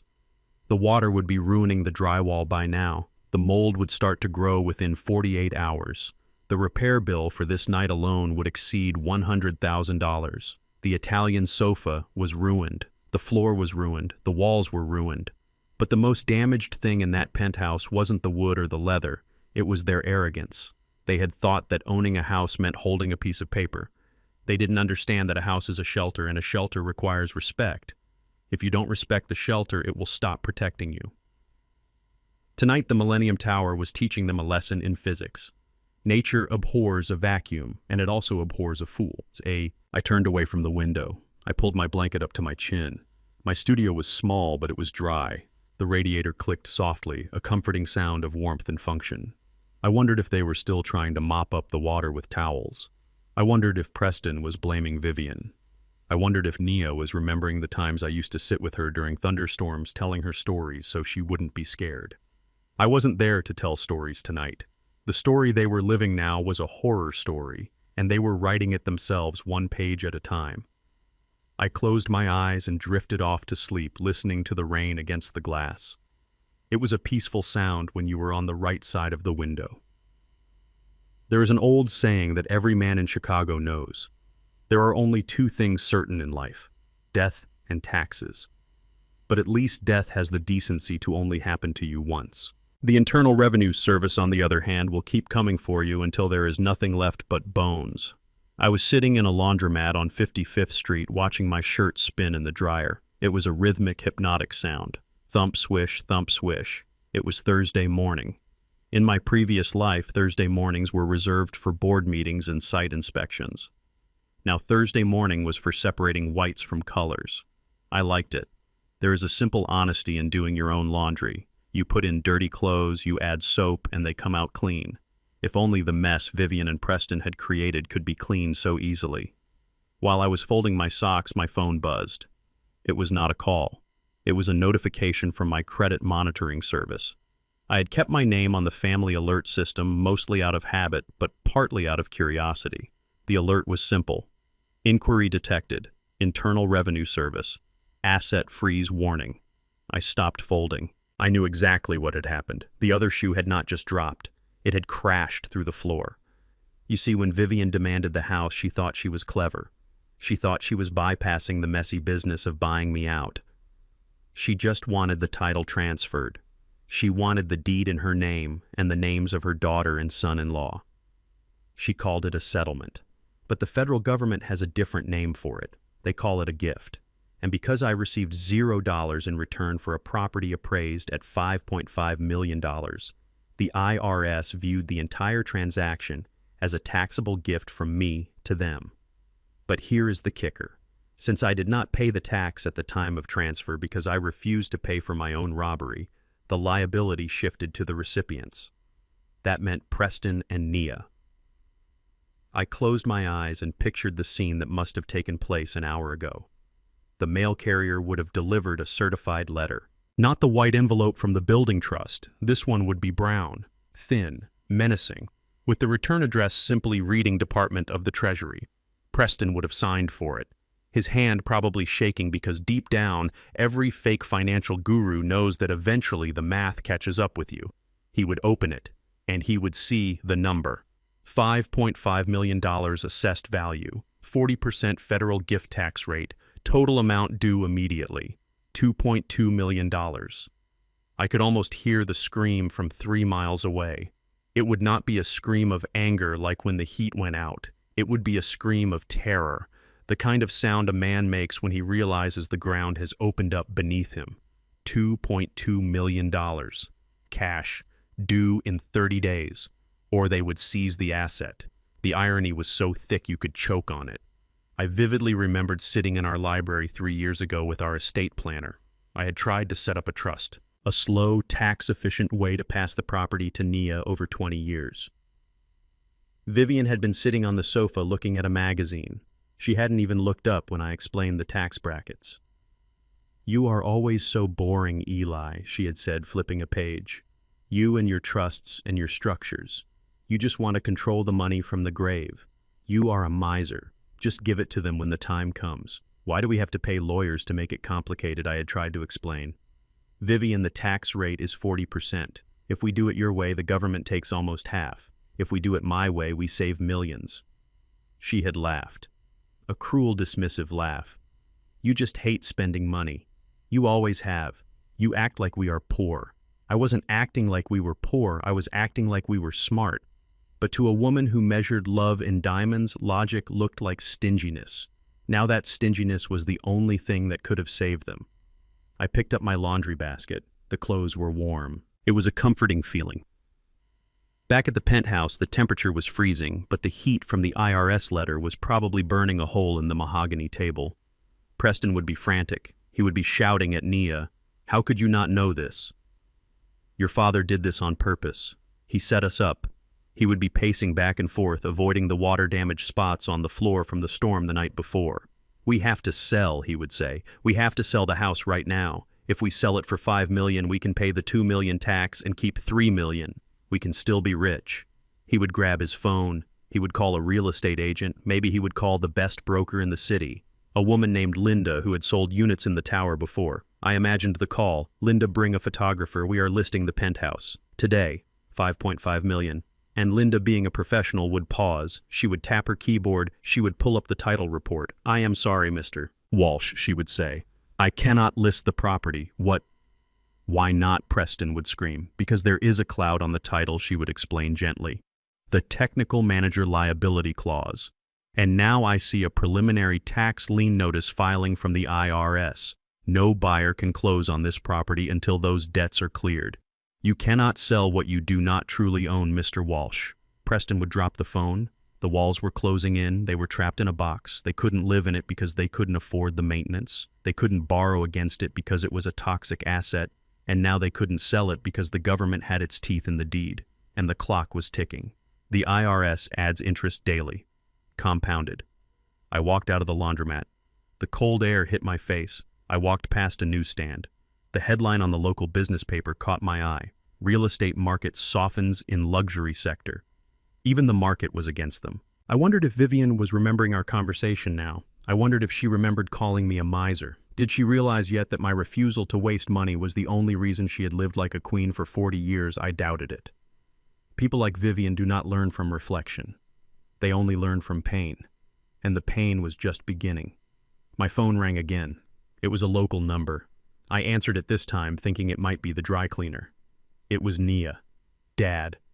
Her voice was small, broken, like a little girl who had dropped her ice cream cone in the sand.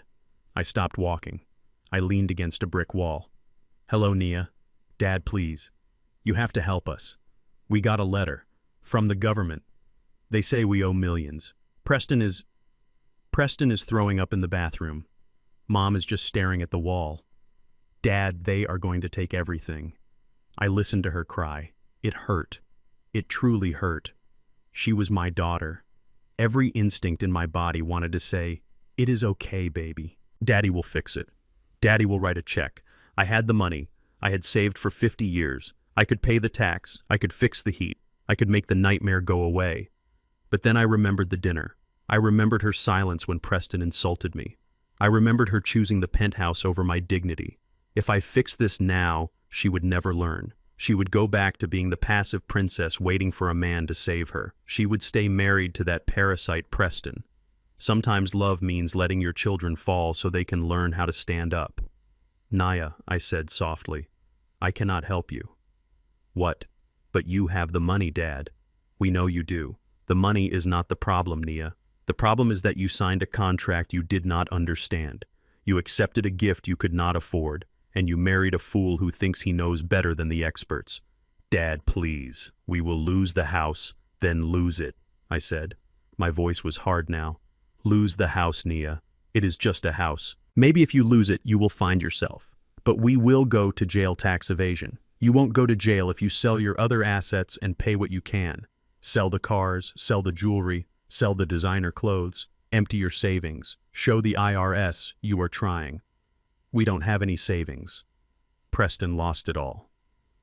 The confession hung in the air. I knew it. But hearing her say it confirmed everything. "Then you have a long road ahead of you, daughter. I suggest you get a lawyer. A tax lawyer. Not the divorce lawyer your mother used. Get a real one." I hung up. My hand was shaking slightly. It is not easy to hear your child beg and say no. It goes against nature. But this was necessary. I looked up at the sky. It was gray and heavy, $2.2 million.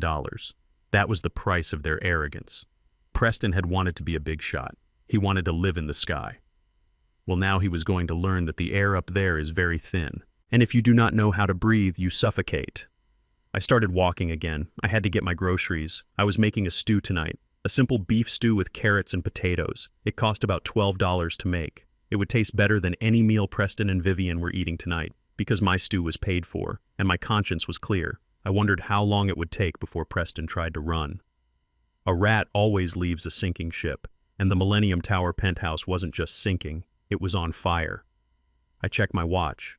It was noon. The banks were open. The IRS offices were open. The hunt was on, and I was just a spectator in the cheap seats watching the lions eat the gladiators. The invitations to the annual charity gala at the Museum of Contemporary Art are hard to come by. Unless, of course, you are Elijah Banks, the man who designed the wing we were standing in. For the first time in 20 years, I walked into that room not as the plus one of Mrs. Vivian Banks, but as myself. I was wearing a new tuxedo, one that fit my shoulders properly, not the old one Vivian always insisted I wear because she liked the cut. I felt different. I felt lighter. Walking beside me was Maya. She was not my date in the romantic sense, though I saw the whispers starting the moment we walked through the bronze doors. Maya was my former student and now one of the sharpest contract lawyers in Chicago. She was the one helping me navigate the legal fortress I was building around my remaining assets. She held her head high, looking at the room with the critical eye of a predator assessing the terrain. "You look like $1 million, Eli," Maya whispered, leaning in as we took a glass of sparkling water from a passing tray. "Or should I say you look like $5.5 million minus the tax liability." I chuckled. It felt good to laugh. For years, these parties had been a chore. I would stand in the corner holding Vivian's purse while she worked the room trying to climb a social ladder that had no top. I was just the prop, the silent husband who paid the bills. But tonight, I was the architect. People nodded at me. Former colleagues shook my hand with genuine respect. They asked about my retirement. They asked about my theories on sustainable urban living. Nobody asked about Vivian, until I saw her. She was standing near the sculpture garden. From a distance, she looked as she always did, immaculate. Her silver gown was structured like armor. Her hair was sprayed into submission. But as I got closer, the illusion began to crack. I saw the tension in her jaw. I saw the way her fingers gripped her champagne flute so tightly her knuckles were white. She was not looking at the art. She was scanning the room, hunting for a target. She spotted me. Her eyes widened. For a second I saw fear. Then I saw the mask slide back into place. The mask of the benevolent, long-suffering wife. She handed her glass to a waiter and marched toward me. The crowd seemed to part for her not out of respect but out of an instinct to avoid the blast radius. Maya stiffened beside me. "Do you want me to intercept?" she asked quietly. I shook my head. "No, I need to do this." Vivian stopped 3 feet away from me. She looked me up and down. Her eyes lingered on my new tuxedo, then flicked to Maya with a look of pure, venomous assumption. "Eli," she said. Her voice was sugary sweet, but I could hear the razor blades hidden inside the candy. "You look... well, I see you have moved on rather quickly." I sipped my water. "Good evening, Vivian. You know Maya. She was the top of her class at Northwestern. You met her at the firm's Christmas party 3 years ago." Vivian dismissed Maya with a wave of her hand as if swatting away a fly. "I do not remember the help, Eli. We need to talk. Privately."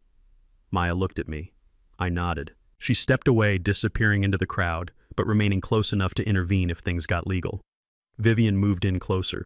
She smelled of Chanel No. 5 and desperation. The scent was cloying. It reminded me of arguments in the car and silent dinners. "Eli, this has gone far enough," she hissed, lowering her voice so the donors nearby wouldn't hear. "We received the tax notice. Preston is a wreck. Nia cannot stop crying. You have made your point." I looked at a painting on the wall behind her. It was a chaotic, abstract piece, red and black slashes on canvas. It looked like my bank account used to look when she had access to it. "I made no point, Vivian. I simply followed your instructions. You wanted the house. You have the house. Stop it," she snapped. "Stop acting like this innocent old man. You knew about the taxes. You knew about the maintenance. You trapped us. But I am willing to be the bigger person here." I raised an eyebrow. "The bigger person. That was rich. I am willing to forgive you, Eli." Vivian continued, her voice softening into that manipulative purr she used when she wanted jewelry. "Come home. I will let you move back into the guest room for now. We can call Miller and have him draft an amendment. You can take back the title. You can pay the tax bill, and we will forget this whole ugly episode ever happened. We were a team, Eli. We can fix this." She reached out and touched my arm. Her hand was cold. She expected me to crumble. She expected me to be the lonely old man who missed his comfortable cage. She thought the past week had been hell for me. She had no idea it had been a rebirth. I looked down at her hand on my sleeve. Then I looked into her eyes. I didn't feel anger. I didn't feel hate. I just felt a profound, liberating indifference. I gently removed her hand from my arm. "Vivian," I said softly, "you really do not understand, do you? Understand what she demanded? That you are having a midlife crisis at 71, that you are trying to punish your family?" I laughed. It was a dry, quiet sound. I am not punishing you.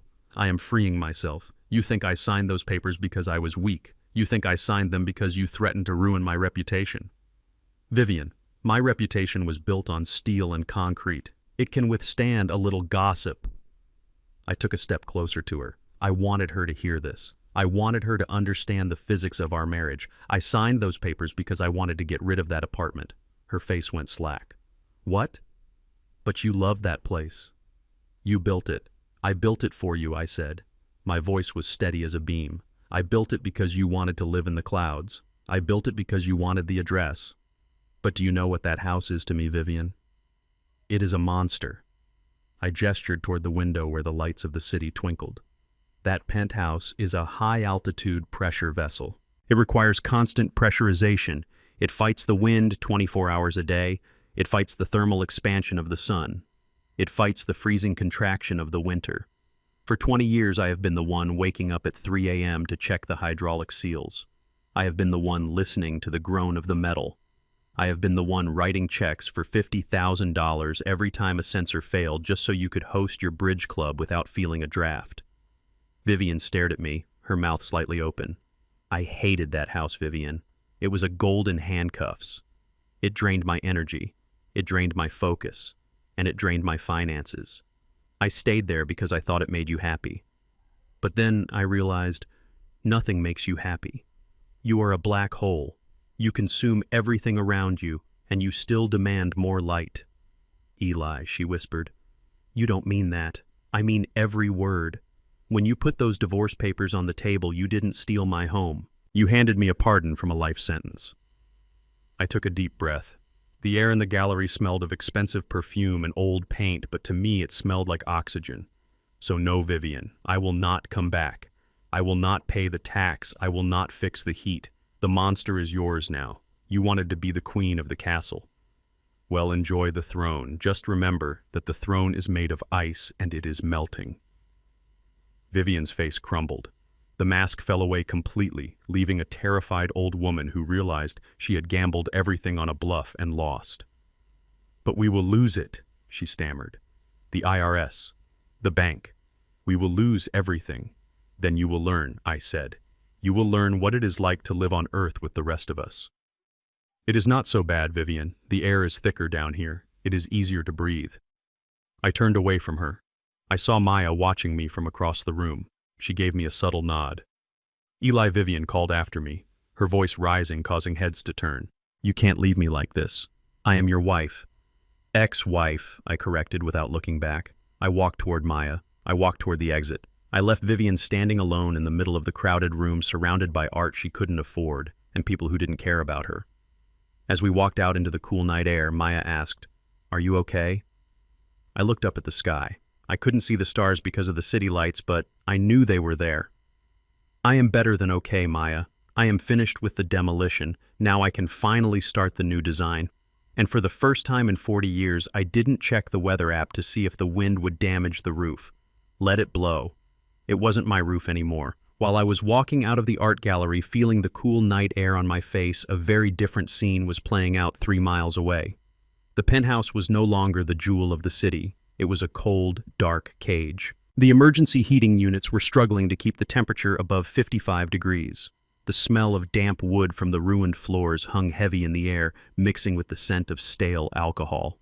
Preston Walsh, the man who had bragged about bringing a new vision to the property, was pacing the living room like a caged animal.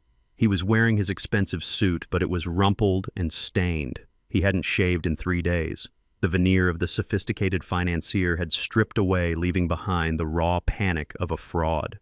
He was on the phone screaming at someone. It wasn't a client, it was a loan shark. I knew this because I had done a background check on Preston the day after the wedding. I knew he owed $70,000 to some very dangerous people in the South Side, people who didn't care about real estate market fluctuations. They only cared about payment schedules. "I do not have the cash right now," Preston shouted into the phone, his voice cracking. "The asset is frozen. The IRS put a lien on it. No, I cannot sell it yet. You have to give me more time." He listened for a moment. His face went pale. He threw the phone onto the sofa. It bounced off the leather cushion, the one that was water-stained from the storm. Nia was sitting in the corner wrapped in a blanket. She looked small. She looked terrified. She had spent her whole life being protected first by me and then by the illusion of Preston. Now the illusion was gone and she was staring at a stranger. "Preston," she whispered. "Maybe we should call Dad. Maybe he can talk to the IRS." Preston spun around. His eyes were wild, red-rimmed and manic. "Do not talk to me about your father, Naya. This is all his fault. He set me up. He knew about the tax. He knew about the maintenance. He did this to destroy me. He did it because you insulted him," Nia said. Her voice was trembling, but there was a hint of spine in it finally. "You treated him like dirt, Preston. You treated his home like a hotel." "What did you expect?" Preston marched over to her. He loomed over her chair, casting a long shadow in the dim light. "I expected to marry into a wealthy family, Nia. I expected assets. Liquid assets, not a money pit and a mountain of debt. You told me your father was generous. You told me he was a pushover. I never said that." Nia defended herself, shrinking back. "I said he loved me. And you said you loved me. You said you didn't care about the money." Preston laughed. It was a cruel, ugly sound, a sound that stripped away the last layer of his disguise. "Love, Nia. Look at yourself. You have no job. You have no skills. You have no ambition. The only interesting thing about you was your last name and the inheritance attached to it. Without the money, you are just burden." Naya gasped. The words hit her harder than a physical blow. She stood up, the blanket falling from her shoulders. "How can you say that? We are married." "Not for long," Preston sneered. "As soon as I figure out how to liquidate this place, I am gone. And I am taking my half of the cash." "You are not taking anything," Nia cried. "This is my father's house." "It is my house," Preston roared. And then he did it. He swung his hand. It wasn't a slap of passion. It was a slap of contempt. The back of his hand connected with Nia's cheek with a sickening crack. The force of it knocked her back onto the sofa. She didn't scream. She just gasped, holding her face, staring at him in absolute shock. Preston stood there, breathing hard. He didn't look sorry. He looked satisfied. He looked like a bully who had finally found someone weak enough to hurt. "Get up," he spat.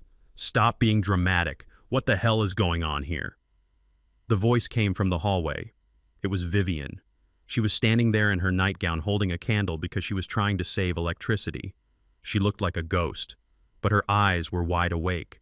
She had seen it. She had seen the golden boy, the perfect son-in-law, strike her only child. Vivian had many faults. She was greedy, she was vain, she was shallow, but she was a mother. And for the first time in years, the mother in her woke up. She walked into the room. She moved slowly but with a dangerous energy. She ignored Preston. She went straight to Nia. She moved her daughter's hand and looked at the red mark blooming on her cheek.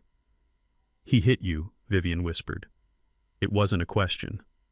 Nia nodded, tears streaming down her face. "Mom," he said. "He said he only married me for the money." Vivian turned slowly to face Preston. For years she had taken his side. She had defended him when I said he was lazy. She had defended him when I said he was arrogant. She had pushed me out of my own home to make room for him.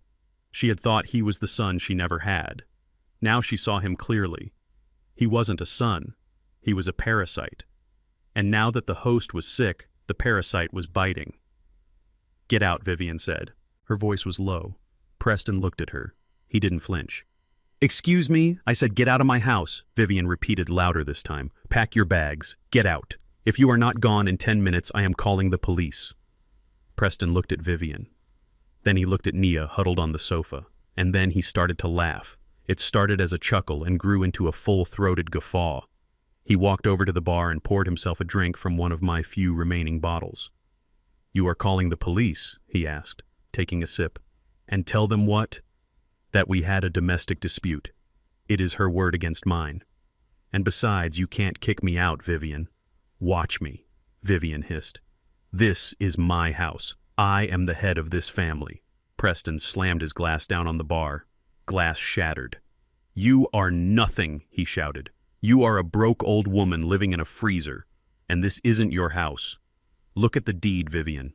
Look at the paper you made Eli sign." He walked over to the desk where the transfer documents were still lying in a messy pile. He picked up the deed and waved it in her face. "It says here, grantee, Preston Walsh and Nia Banks, joint tenants with rights of survivorship.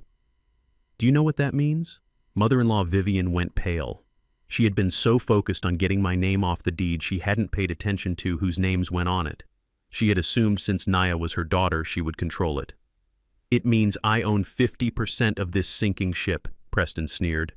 I own half the walls, half the floor, and half the debt. I am not a guest here, Vivian. I am the landlord. He threw the paper at her. It hit her chest and fluttered to the floor. So no, I am not going anywhere. I am going to stay right here. I am going to sleep in the master bedroom. And you two, you can sleep in the guest room, or the maid's quarters, I don't care. But until this house is sold and I get my cut, I am not moving an inch. Vivian stared at him. Her mouth opened and closed, but no sound came out. She had traded a protector for a predator. She had traded a man who built things for a man who destroyed things. You are a monster, she whispered. No, Preston corrected her, fixing his cuffs. I am a businessman who has sold a bad deal, and now I am going to collect what I can.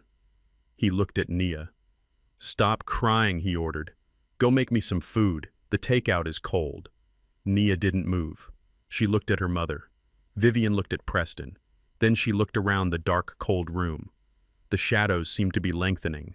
The wind howled outside, rattling the glass. She realized then that she was trapped. She was locked in a high-rise dungeon with a man who hated her and a daughter who was broken. And the only man who could have stopped this, who could have thrown Preston out by the scruff of his neck, was sitting in a studio apartment in Hyde Park, probably reading a book. She had cast him out. Vivian sank onto a chair. Her legs gave out. She covered her face with her hands. What have we done? She sobbed. Preston ignored her. He picked up the bottle of whiskey and walked toward the master bedroom. My bedroom. Don't disturb me, he called over his shoulder. I have a headache. And fix that heater. It is freezing in here. He slammed the door. The sound echoed through the penthouse like a gunshot. Vivian and Nia sat in the silence. The red mark on Nia's cheek was darkening. The reality of their situation was settling in. They were alone, truly alone, and the man upstairs. He wasn't paying the rent. He was charging interest. I didn't know about the slap at that exact moment, but I felt a disturbance. Maybe it was the connection I still had to the building, or maybe it was just the intuition of a father. I sat up in my bed in the studio. I looked at my phone. No missed calls. I lay back down, but I couldn't sleep. I knew the breaking point was coming. I just didn't know it would be violent. Back at the tower, Vivian looked at her daughter. We have to call him, she whispered. We have to call your father. Nia shook her head, wiping her tears. He won't come, Mom. He told me. He said we have to learn. Then we are lost, Vivian said. We are completely lost. She looked at the closed bedroom door. She realized with a terrifying clarity that Preston wasn't just staying for the money. He was staying because he had nowhere else to go either. They were 3 drowning people clinging to the same rock, and the water was rising, and the shark was already on the rock with them. They say that a building is only as strong as the ground it sits on. You can use the strongest steel and the clearest glass, but if the earth beneath you shifts, the whole structure comes down. I have spent my life studying soil composition and bedrock. I know how to anchor a skyscraper against the wind. But Preston Walsh did not believe in anchors. He believed in balloons. He believed that if you just pumped enough hot air into a market, it would rise forever. He was wrong. It happened on a Tuesday morning just 2 weeks after I left. The global markets woke up in a bad mood. A tech bubble burst in Asia, and the shockwaves rolled across the Pacific like a tsunami. I was sitting in a diner near my studio eating eggs and toast, watching the red ticker tape scroll across the television screen. The Dow Jones was down 800 points. The Nasdaq was bleeding out. I watched the numbers fall, and I felt a strange sense of calm. My money was not in the market. My money was in municipal bonds and land. Boring, slow, reliable assets. But Preston, I knew exactly where his money was. It was in high-risk derivatives and leveraged options. He was betting money he did not have on companies that did not make a profit.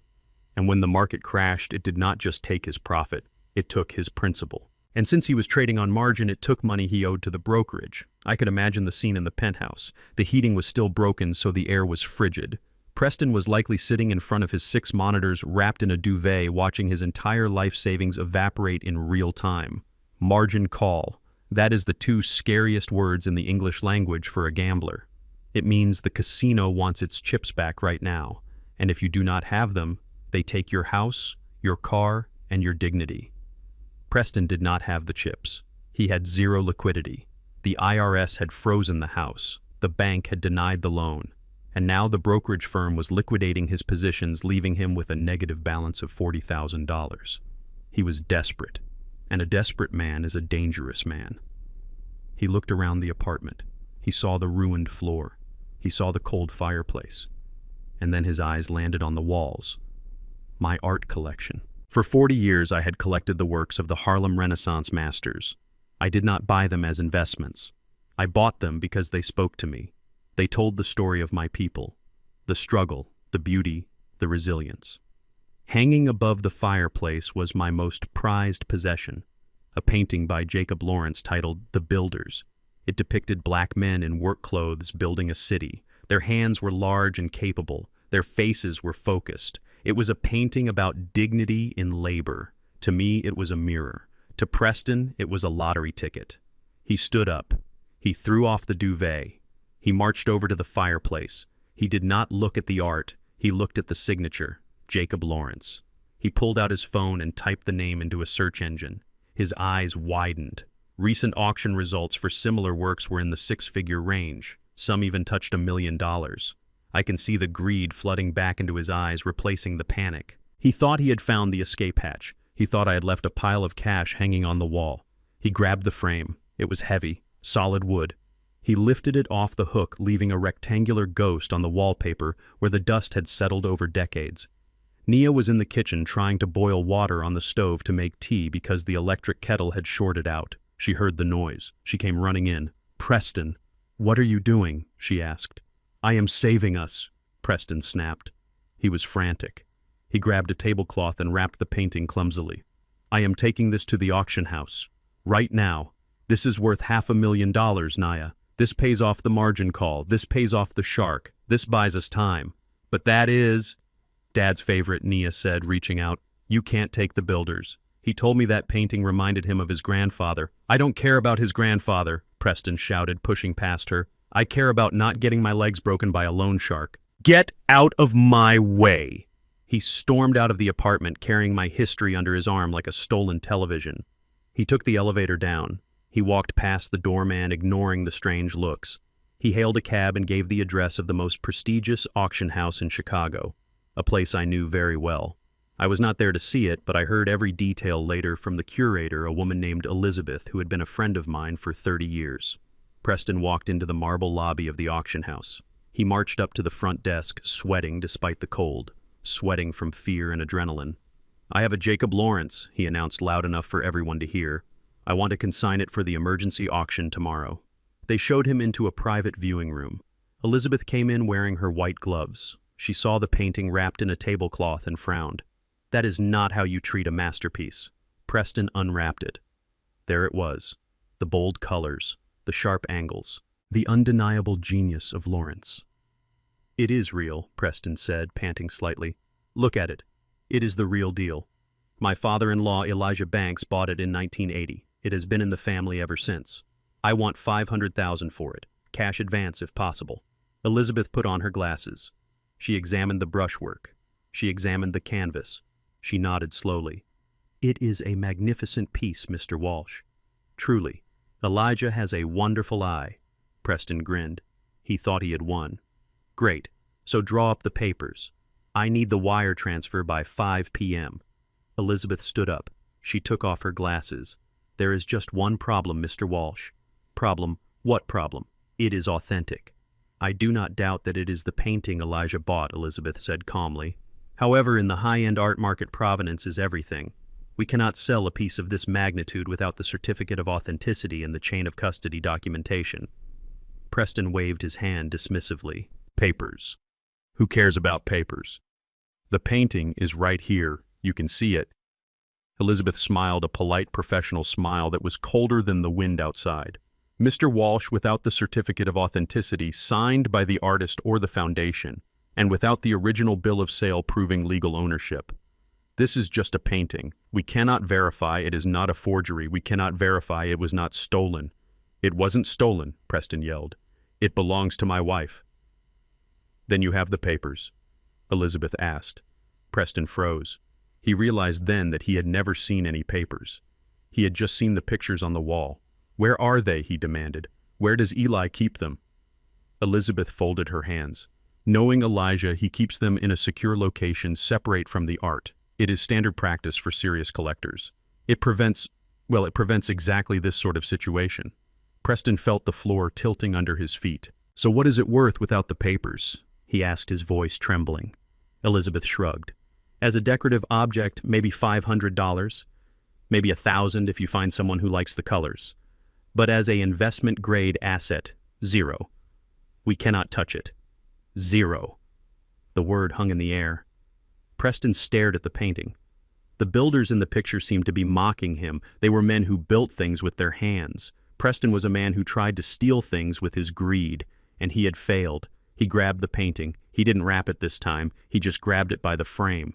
This is ridiculous, he screamed. You are all in on it. You are protecting him. I am protecting the integrity of the market, Mr. Walsh, Elizabeth said coolly.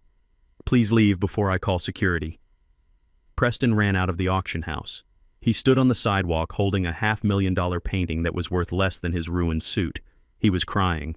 Actual tears of frustration and rage. I was finishing my eggs at the diner when my phone rang. It was Elizabeth. Eli, she said, warm and professional. Your son-in-law was just here. He had the builders. I stopped chewing. Is the painting okay? It is fine, Eli. He took it with him. I told him it was worthless without the paperwork. Thank you, Elizabeth. You know, she added softly, I have those papers in my safe here. You gave them to me for safekeeping 5 years ago. I know I said. Keep them there. I hung up. I thought about Preston standing on the sidewalk. He had the object. He had the physical thing. But he didn't have the soul of it. He didn't have the proof. That was the story of his life. He chased the appearance of wealth but missed the substance. He chased the appearance of status but lacked the character. He had the penthouse but not the warmth. He had the art but not the value. He had the wife but not the love. He was a man holding a frame with nothing inside it. I paid my bill at the diner. I left a generous tip for the waitress. Preston would be going back to the penthouse now. He would hang the painting back on the wall. But it would never look the same to him. Every time he looked at it, he would see his own failure. He was running out of options. The walls were closing in, and the only thing he had left to sell was his pride. But the market for that was crashing too. I walked out into the Tuesday afternoon. The sun was trying to break through the clouds. It was a good day, a steady day. I had built my life on bedrock. Preston had built his on sand, and the tide was coming in. There is a specific kind of knock that a father never forgets. It is not the polite rap of a neighbor borrowing sugar. It is not the confident pound of a delivery man. It is a frantic, desperate rhythm that sounds like a heart beating too fast against a ribcage. I was asleep in my studio apartment when I heard it. It was 2 o'clock in the morning on a Thursday. Outside, the rain had turned into a sleet that coated the streets of Chicago in gray slush. I sat up instantly. My instincts, which had been dormant for 2 weeks, woke up screaming. I walked to the door in my pajamas. I did not look through the peephole. I knew who it was. There was only one person in the world who would come to me at this hour with that kind of fear in her fist. I opened the heavy steel door. Nia was standing there. She looked like a wreckage. My daughter, the girl who had grown up in private schools in silk dresses, was shivering in a thin, soaking wet trench coat. Her hair was matted to her skull. Her expensive shoes were ruined by the slush. But I did not look at her clothes. I looked at her face. There was a bruise on her left cheek. It was dark purple and ugly, blossoming like a storm cloud under her skin. The mark of a man's hand. The mark of Preston Walsh. "Daddy," she whispered. Her voice was cracked and small. She did not wait for an invitation. She collapsed forward. I caught her. She was freezing cold. She smelled of rain and fear and the stale air of a house that was dying. I pulled her inside and kicked the door shut. I wanted to hold her. Every cell in my body wanted to wrap my arms around her and tell her that I would kill the man who did this. I wanted to tell her that I would fix everything, that I would write the check, pay the tax, fix the heat, and make the world soft for her again. But I stopped myself. I helped her to the small armchair near the radiator. I went to the kitchenette and poured a glass of water. My hands were shaking slightly, but I forced them to be steady. I handed her the glass. She drank it in one gulp, her teeth chattering against the rim. "I am so sorry," she sobbed. She put the glass down and looked at me with pleading eyes. "You were right, Daddy. You were right about everything. He is crazy. He hit me. He tried to sell your painting. He says it is all your fault." I stood over her. I did not sit down. I needed the distance. If I sat down, I might soften, and tonight I needed to be made of stone. "He hit you," I said quietly. My voice was dangerous but controlled. She nodded, wiping her nose with her sleeve. "He lost all the money. The stocks crashed. He tried to sell the builders, but the auction house kicked him out. He came home and he just snapped. Mom tried to stop him, but he laughed at her. Daddy, please. You have to help us." I crossed my arms. "Help you how, Nia? Come back," she begged. "Come back and talk to the IRS. Pay the tax bill. Kick Preston out. Take back the house. Mom says if you take back the title, maybe the government will forgive the penalty. We can go back to how it was. We can be a family again." I looked at her. She was 28 years old, but she was looking at me like she was 6. She thought that sorry was a magic word. She thought that if she cried hard enough, the laws of economics and consequences would suspend themselves. I walked over to the window and looked out at the brick wall of the alley. "Nia," I said, "do you remember when you were 10 years old and you broke Mrs. Gable's window with a baseball?" She blinked, confused by the question. "What?" "Yes. You paid for it. I paid for it." I agreed.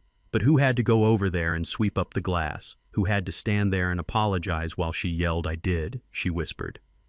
"Exactly. I paid the money, but you did the labor. You had to feel the shame of the mistake so you would never do it again." I turned back to face her. "This is not a broken window, Nia. This is a $5 million liability. And this time, I am not paying for it." Nia's face crumbled. "But Daddy, look at me. He hit me. We have no heat. We have no food. How can you be so cruel?" "I am not being cruel," I said, moving closer to her. "I am being a father. For 28 years, I protected you from the rain. I gave you a penthouse where the weather never touched you. I gave you a husband, or I allowed you to marry one who looked the part. And what did you do with that protection? I waited." She looked down. "You used it to humiliate me," I said, my voice rising just a fraction. 2 weeks ago, you sat at that dining table. You watched that man put his feet on my furniture. You watched him mock my life's work. You watched your mother threaten to destroy my reputation with a lie. And you did nothing." I was scared she cried. "No," I corrected her. "You were greedy. You thought you were getting a windfall. You thought you were getting the kingdom without the king. You chose a husband over a father, Nia. Now you have to bear the weight of that choice." She started to cry harder, rocking back and forth. "But I made a mistake. I am sorry. I know you are sorry," I said. "And I forgive you as your father. But the IRS does not forgive. The bank does not forgive. And the structural integrity of that building does not forgive. Regret does not pay debts, Nia. Action pays debts." She looked up at me terrified. "So what are you saying? You are going to let us lose the house?" "I am saying the house is already lost," I told her brutally. "It was lost the moment you signed that paper. You just haven't accepted it yet." I went to the closet and pulled out a spare blanket and a pillow. I tossed them onto the small sofa in the corner of my studio. "You can stay here tonight," I said. "No man will ever touch you again while you are under my roof. If Preston comes within 100 feet of this building, I will put him in the hospital. You are safe here physically." Nia looked at the blanket, then at me. "And the money?" "There is no money," I said firmly. "I will not pay the tax. I will not fix the heat. I will not bail out your mother. But Mom, your mother is an accomplice, Nia. She wanted the power. Now she has the bill." Nia stood up shaky on her legs. She looked around my tiny apartment, the peeling paint in the corner, the simple stove, the lack of luxury. "So this is it?" she asked bitterly. "You are just going to sit here in this dump and watch us drown?" I smiled, a sad, tired smile. "This dump is paid for, Nia. It is warm, it is clean, and it is honest. It is more of a home than that penthouse ever was." I pointed to the sofa. "Go to sleep. Tomorrow morning we are going to wake up early." "To go to the bank?" she asked with a glimmer of hope. "To go to the police station," I said. "You are going to file a report for domestic assault. You are going to get a restraining order against Preston. And then you are going to go to a staffing agency and get a job." A job, she repeated as if I had spoken in a foreign language. Yes, a job. Receptionist, waitress, cleaner, anything that pays honest money. You are going to learn how to buy your own bread, Nia. Because as long as you eat bread bought by others, you will always be a slave to their whims, whether that master is me or Preston. I walked over to her. I finally let myself touch her. I reached out and gently brushed a wet strand of hair from her face. I looked at the bruise again. It made my heart ache, but I swallowed the pain. You have a long road ahead of you, daughter. It is going to be hard. You are going to lose the jewelry. You are going to lose the fancy friends. You are going to lose the view. But if you walk this road, you might find something you never had before. What, she whispered. Self-respect, I said. I turned off the main light, leaving only a small lamp burning by the kitchenette. Sleep now. I went to my own bed. I lay down on my back, staring at the ceiling. I could hear Nia weeping softly into the pillow. It was a mournful sound, the sound of a child realizing that the world is not a playground. I wanted to comfort her. I wanted to write the check. It would be so easy. $2.2 million was a lot of money, but I had it. I could end her pain tomorrow. But if I did that, I would be robbing her again. I would be robbing her of the lesson. Preston was a disaster, but he was also a teacher. He was teaching her that charm is cheap and character is expensive. If I saved her now, she would go back to him, or she would find another Preston. She would never learn to stand on her own 2 feet because I would always be there to be her crutch. I closed my eyes. The image of the bruise on her cheek burned in my mind. Preston Walsh had made a mistake tonight, a fatal mistake. He had touched my blood. I would not pay his debts, but I would make sure he paid for that bruise. Tomorrow the war would shift fronts. It was no longer just about money, it was about justice. But tonight, I let my daughter cry. Tears are good. They wash away the illusions. I listened to the rain and the sobbing until they merged into a single rhythm. The rhythm of a hard reality washing over us all. Welcome to the real world, Nia, I thought. It is cold, but at least it is real. It is often said that a fish rots from the head down, but in a skyscraper the rot starts at the top and gravity takes care of the rest. When I lived in the penthouse, I treated the floor beneath my feet not as a barrier, but as a membrane. I knew that directly below my study was the master bedroom of Mr. and Mrs. Goldberg on the 39th floor. I knew that below my kitchen was the nursery of the young Suzuki family on the 38th. I walked softly. I calibrated the vibration dampeners. I ensured that the massive weight of the penthouse did not become a burden to the neighbors. But Preston Walsh walked like a giant, and he had turned off the dampeners. It started with a hairline crack in Mrs. Goldberg's ceiling, just a spiderweb fracture in the plaster. She probably thought it was settling. But then the vibrations started. Without the active hydraulic stabilization system that I had designed to counter the wind shear off Lake Michigan, the penthouse began to shudder. It was imperceptible to Preston because he was too busy feeling sorry for himself. But to the steel beams, it was torture. And that torture traveled downward. On a Friday morning, exactly 3 weeks after I left, the bill for that torture arrived. And it did not come in an envelope. It came in a box.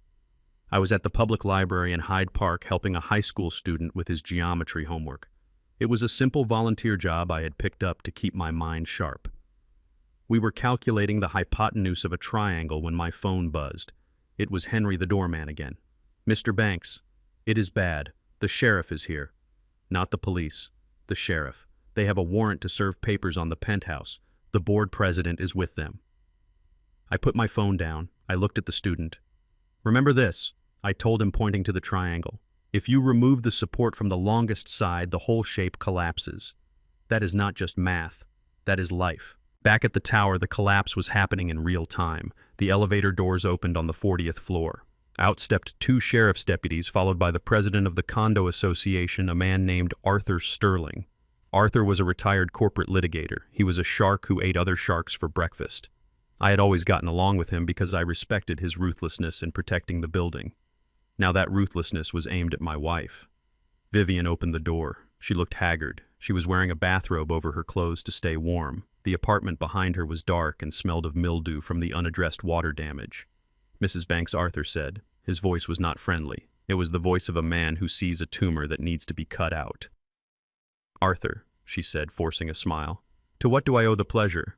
We are having some technical difficulties with the heat, but we are working on it. Arthur did not smile back. He signaled to the deputies. One of them stepped forward and handed Vivian a stack of documents so thick it looked like a phone book. You are being served, ma'am, the deputy said. Served? Vivian blinked. Served for what? For gross negligence. Breach of fiduciary duty as technical manager. And destruction of communal property, Arthur recited. Vivian dropped the heavy stack on the hallway table. Negligence, destruction. Arthur, we just had a leak. You have compromised the structural integrity of the 39th and 38th floors, Arthur said, stepping into the foyer without invitation. He looked around at the ruin of my masterpiece with disgust. The Goldbergs have moved out to a hotel because their ceiling is falling in chunks. The Suzuki family has reported cracks in their support pillars. We hired an independent engineer yesterday. His report is in that stack. He says the hydraulic vibration dampeners have been inactive for 21 days. The wind load is shaking the upper superstructure apart. Preston came out of the bedroom. He looked disheveled. He saw the badges and froze. Who are you? He demanded, trying to muster some authority. Arthur looked at him like he was a stain on the carpet. And you must be the new co-owner. Mr. Walsh, you are named in the suit as well. Suit? Preston laughed nervously. You are suing us. For a few cracks, we will patch them up. Send us a bill for the plaster. Arthur laughed. It was a terrifying sound. Plaster, Mr. Walsh. We are not suing you for plaster. We are suing you for the retrofitting of the steel skeleton of the upper third of the building. We are suing you for the relocation costs of the displaced residents. We are suing you for the diminution of property value for every unit in this tower. He paused for effect. The class action lawsuit filed this morning by the Residents Association seeks damages in the amount of $5 million. The silence that followed was absolute. It was heavier than the steel beams holding up the roof. 5 million, Vivian whispered. Her legs gave out. She slumped against the wall, sliding down until she hit the floor. Preston turned purple. You are crazy. We don't have $5 million. The building is fine. It is just Eli's stupid system acting up. Arthur leaned in close to Preston. Exactly. It is Eli's system, and you turned it off. Ignorance is not a defense, Mr. Walsh. When you took the title, you took the responsibility. You are legally liable. And since you do not have liability insurance because I checked and your policy lapsed 3 days ago due to non-payment, we will be seeking immediate asset seizure. Asset seizure, Preston stammered. We have filed an emergency injunction, Arthur continued. We are freezing all assets associated with the owners of this unit. That means your bank accounts are locked as of 9 a.m. this morning. We are also petitioning the court to force a sale of the penthouse to cover the damages. Force a sale, Vivian cried from the floor. You can't take my home. It is not a home, Mrs. Banks Arthur said coldly. It is a public safety hazard, and you are the hazard. He turned to leave. You have 24 hours to respond. If you do not, we will move for a default judgment. I suggest you call a lawyer, a very expensive one. The deputies followed him out. The heavy door clicked shut. Inside the penthouse, the air was sucked out of the room. $5 million. They already owed $2.2 million to the IRS. They owed $200,000 for the first maintenance bill. And now this. $7.4 million of debt. They were not just broke. They were obliterated. Nia walked into the room. She had heard everything from the kitchen. She looked at her mother on the floor. She looked at her husband, who was staring at the wall, shaking. She didn't cry. She didn't scream. She just walked over to the stack of legal papers and opened it. She read the first page. The People versus Vivian Banks, Preston Walsh and Nia Banks. We are going to prison, aren't we? She asked quietly. Not prison, Preston muttered. Bankruptcy. We just declare bankruptcy. It wipes it all out. Nia looked at him with pity. You can't wipe out a lawsuit for negligence, Preston. And you can't wipe out tax debt. Daddy told me. Preston spun on her. Stop quoting your father. If he was here, he would fix this. But he isn't here, Nia said. And he isn't coming. Vivian looked up. Her face was gray. Call Miller, she rasped. Call the lawyer. I tried, Preston said. He isn't answering. He dropped us Vivian. He knows we can't pay him. They were alone on an island of their own making, and the sharks were circling. I sat in the library looking at the geometry textbook. The student was waiting for me to check his work. I picked up my pencil. I drew a line through his equation. "Here's your mistake," I said. "You assumed the foundation was solid, but the variable changed." The student nodded. "So I have to start over." "Yes," I said. "You have to start over from zero." I looked out the window toward the city. I knew Arthur Sterling. He wouldn't stop at the lawsuit. He would go for the throat. He would make sure they were evicted. He would make sure they were humiliated. And the sad part was, I could have stopped it with a single phone call. I could have called Arthur and said, "I am coming back. Give me a week to fix the dampers." Arthur would have dropped the suit because he trusted me. But I didn't make the call. Because Vivian needed to learn that actions have consequences. She had spent 40 years thinking she was untouchable. She thought she was the Queen of Chicago. Now she was just a defendant in case number 4592. I packed up my bag. I was meeting Maya for lunch. We had paperwork to sign. I was setting up a scholarship fund for young black architects. I was using the money I had saved, the money Vivian called hoarding. I was building a legacy. She was building a ruin. As I walked to the train station, I felt the ground beneath my feet. It was solid. It was stable. Up in the tower, the floor was shaking. And for the first time in their lives, Vivian Preston and Nia were feeling every tremor. There is a specific temperature at which steel becomes brittle. If you cool it down too fast, it snaps under pressure. I was sitting in the conference room of Sterling and Associates on the 45th floor of a building I helped design in 1998. The thermostat was set to 72 degrees. It was comfortable. But for the three people sitting across the mahogany table from me, the room must have felt like a meat locker. I took a sip of my Earl Grey tea. It was hot, aromatic. I placed the porcelain cup back on the saucer with a gentle click. That click was the only sound in the room for a long time. Across from me sat what remained of my family. Vivian looked 20 years older than she had a month ago. Her hair, usually dyed and sprayed into a helmet of perfection, was showing gray roots and was pulled back in a messy bun. She was not wearing jewelry. She was wearing a simple gray sweater that looked like it had been pulled from the back of a closet. Preston Walsh sat next to her. The golden boy, the financier. He looked like a man who had been awake for a week. His eyes were bloodshot, darting around the room like a trapped rat looking for a hole in the baseboards. He smelled of stale sweat and peppermint gum, trying to mask the scent of fear. And then there was Nia, my daughter. She sat at the end of the table, staring at her hands. She wore dark sunglasses inside the room. I knew why. The bruise Preston had given her was fading, but the shame was still fresh. She did not look at me. She could not. Arthur Sterling, the president of the condo board and the man suing them for $5 million, sat at the head of the table. He looked bored. To him, this was just another foreclosure. To them, it was the end of the world. "Mr. Banks," Arthur said, looking at me, "thank you for coming. We are all aware of the situation. The defendants have requested this meeting to propose a settlement before we move to summary judgment and eviction." I nodded slowly. "I am listening." Vivian cleared her throat. She tried to speak, but her voice failed her. She took a sip of water. Her hand shook so badly that water splashed onto the polished table. Preston watched the water spread but didn't move to wipe it up. Eli, Vivian started again, her voice a raspy whisper. "We want to give it back." I raised an eyebrow. "Give what back, Vivian?" "The penthouse," she said. "The art. Everything. We made a mistake. A terrible mistake. We cannot manage the property. We cannot pay the maintenance. And we certainly cannot pay the lawsuit. We want to transfer the deed back to you. Today. Right now." She pushed a folder across the table. It was the same folder she had slapped on my dining table a month ago. The edges were dog-eared now. Preston leaned forward, his eyes desperate. "We are willing to walk away, Eli. No fight, no alimony. You take the house back and we call it even. We just want this nightmare to end." I looked at the folder. I did not touch it.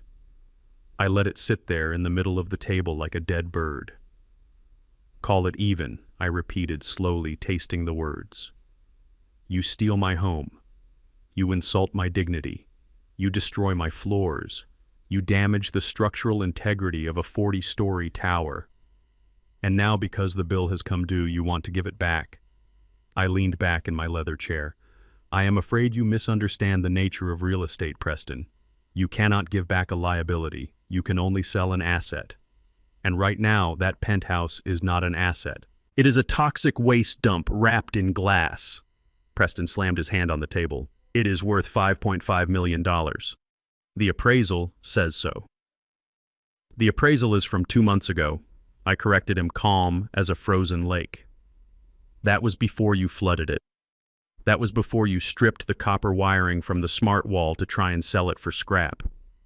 That was before you triggered a class action lawsuit that is attached to the deed. I looked at Arthur. What is the current market value of the unit? Arthur, considering the damages and the lien, Arthur checked his notes. Factoring in the structural repairs, the water damage remediation, the lawsuit settlement, and the unpaid taxes, the property has a negative equity of approximately $3 million. I looked back at Preston. Did you hear that, son? You don't own a $5 million house. You own a $3 million hole in the ground. And you want me to jump into it with you? Preston's face turned red. So what? You are just going to let us rot. You are going to let your wife and daughter go homeless. I looked at Nia. She flinched. I am not letting you do anything, I said. You did this to yourselves. But I am a businessman, and I hate to see a good building go to waste. Vivian looked up, hope sparking in her eyes. So you will take it. I will buy it, I said. Preston let out a breath he had been holding. Okay, fine, buy it. How much? If you pay us, say, $4 million. That covers the tax and leaves us a little to start over. I laughed. It was a genuine laugh this time. It echoed off the glass walls. $4 million. Preston, you really are delusional, aren't you? I reached into my pocket. I pulled out my wallet. It was an old leather wallet worn smooth by years of honest work. I opened it and pulled out a single crisp banknote. I placed it on the table. On top of the folder, $1. The room went silent. Preston stared at the bill. George Washington stared back at him, judging him. $1, Preston whispered. Is this a joke? No joke, I said. That is my offer. I will purchase the property for $1. In exchange, I will assume the outstanding maintenance debt and I will settle the lawsuit with the condo board. And the tax, Vivian asked. The $2.2 million gift tax. I shook my head. No. That is your debt, Vivian. You and Preston accepted the gift. The tax belongs to you. Preston jumped up, kicking his chair back. You are trying to ruin us. You want the house for free and you want to leave us with the bill? I won't sign. I will never sign. Sit down, Preston. The voice didn't come from me. It came from the man sitting next to Preston, his lawyer, a court-appointed attorney named Mr. Davis, who looked like he wanted to be anywhere else. Preston looked at him, shocked. Whose side are you on? I am on the side of keeping you out of federal prison, Mr. Davis said, pulling Preston back down into his chair. He looked at his client with weary eyes. Mr. Walsh, listen to me very carefully. You are currently under investigation for tax evasion. You have 0 assets. You have declared insolvency. If you do not divest yourself of this property immediately, the IRS will seize it.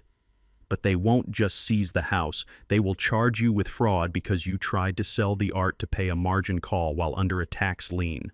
That is a felony. Preston went pale. Felony. Mr. Davis nodded. Mr. Banks is offering you a lifeboat. A very small, very leaky lifeboat, but a lifeboat nonetheless. If you sell the property to him for $1, the transfer reverses the ownership. We can argue to the IRS that the original gift was a failed transaction. It might, I repeat might, allow us to negotiate the tax penalty down from $2 million to a settlement figure you can actually pay over the next 20 years. He looked at Eli. Mr. Banks is effectively offering to clean up your mess so you don't go to jail. He is taking the physical liability off your hands. Preston looked at the dollar bill. He looked at Vivian, who was weeping silently. He looked at Nia, who was still staring at the table. But I will have nothing, he stammered. I will be broke. You are already broke, Mr. Davis said brutally. The only question now is whether you want to be broke on the street or broke in a cell. I took a sip of tea. The liquid was cooling, but it was still good. "Take the dollar, Preston," I said softly. "It is more than you earned." Vivian reached out. Her hand was trembling. She picked up the pen. She didn't look at me. She looked at the paper. This was the same paper she had forced me to sign. Now she was signing it back. "I am sorry," she whispered. She signed. She slid the paper to Nia. Nia signed without hesitation. She wanted this over. She wanted the weight off her shoulders. Then the paper slid to Preston. He held the pen like it was a knife. He looked at me with pure, unadulterated hatred. "You planned this," he hissed. "You planned this from the beginning?" "I didn't plan for you to be a fool, Preston," I said. "I just counted on it." He signed. He slashed his signature across the line, tearing the paper slightly. Mr. Davis took the document. He stamped it, notarized it. "It is done," Arthur Sterling said, standing up. "The lawsuit is withdrawn contingent on Mr. Banks assuming all repair costs." I stood up. I buttoned my jacket. I picked up the folder. I did not pick up the dollar. "Keep the change," I said to Preston. I turned to leave. Eli Vivian called out, "Where are we supposed to go? We have nowhere." I stopped at the door. I looked back at them. 3 people who had had everything and thrown it away for the promise of more. "I heard there are vacancies in the city shelters," I said. "Or perhaps Preston can use his financial genius to rent you a motel room." "But Nia," Vivian pleaded. "She is your daughter." I looked at Nia. She had finally taken off her sunglasses. The bruise was yellow and purple. "Nia knows where I live," I said. "My door is open to her, alone." I looked at Preston one last time. "If you ever come near my property again, Preston, and I mean my building or my daughter, the next lawsuit won't be civil. It will be criminal." I walked out of the conference room. I walked down the long hallway to the elevator. I pressed the button. I had my home back. But it wasn't a victory lap. It was a salvage operation. I had a lot of work to do. Floors to replace, pipes to fix, a soul to cleanse. But first I had to make a call to the IRS. I had a feeling that Mr. Davis was optimistic about that tax negotiation. But that wasn't my problem anymore. I stepped into the elevator and watched the doors close on my former life. The dollar bill was still sitting on the table. The most expensive dollar Preston Walsh would ever earn. The sound of a pen scratching against paper can be louder than a jackhammer if you listen closely enough. In that silent conference room, the sound of Preston Walsh signing away my penthouse for a single dollar echoed like a gavel striking a block. He signed with a flourish, a sharp, jagged scrawl that tore through the fiber of the paper. He dropped the pen and sat back. He exhaled a long, shaky breath. And then right before my eyes, I watched the transformation happen. The fear that had been gripping him for weeks evaporated. The humility that had forced him to beg disappeared. In its place, the old arrogance came rushing back like floodwater filling a dry trench. He looked at the signed contract. Then he looked at me, and he smiled. It wasn't a smile of gratitude. It was a smile of triumph. "Well," he said, adjusting his cuffs and sitting up straighter. "That is that. You have your precious pile of bricks back, Eli. I hope you enjoy fixing the plumbing." He laughed, a short, sharp bark. "You know, in a way you did us a favor. That place was a curse. Now I am free. I have zero debt. I have a clean slate. I can go back to trading. I can rebuild." He looked at Vivian, who was still wiping tears from her eyes. "Stop crying, Vivian. We are out. We survived." Eli took the bait. He took the liability. I sat there perfectly still. My hands were folded on the table. I watched him gloat. I watched him rewrite history in his head. 5 minutes ago, he was terrified of prison. Now he thought he had outsmarted me. He thought he had dumped a toxic asset onto a sentimental old man. He stood up. He smoothed down his wrinkled suit jacket. "Come on, Nia," he commanded, snapping his fingers at my daughter. "Let's go. We have to find a hotel. And then I need a drink. A real drink. Not this cheap tea." He looked at me one last time, his eyes gleaming with malice. "Thanks for the dollar, Pops. I will frame it."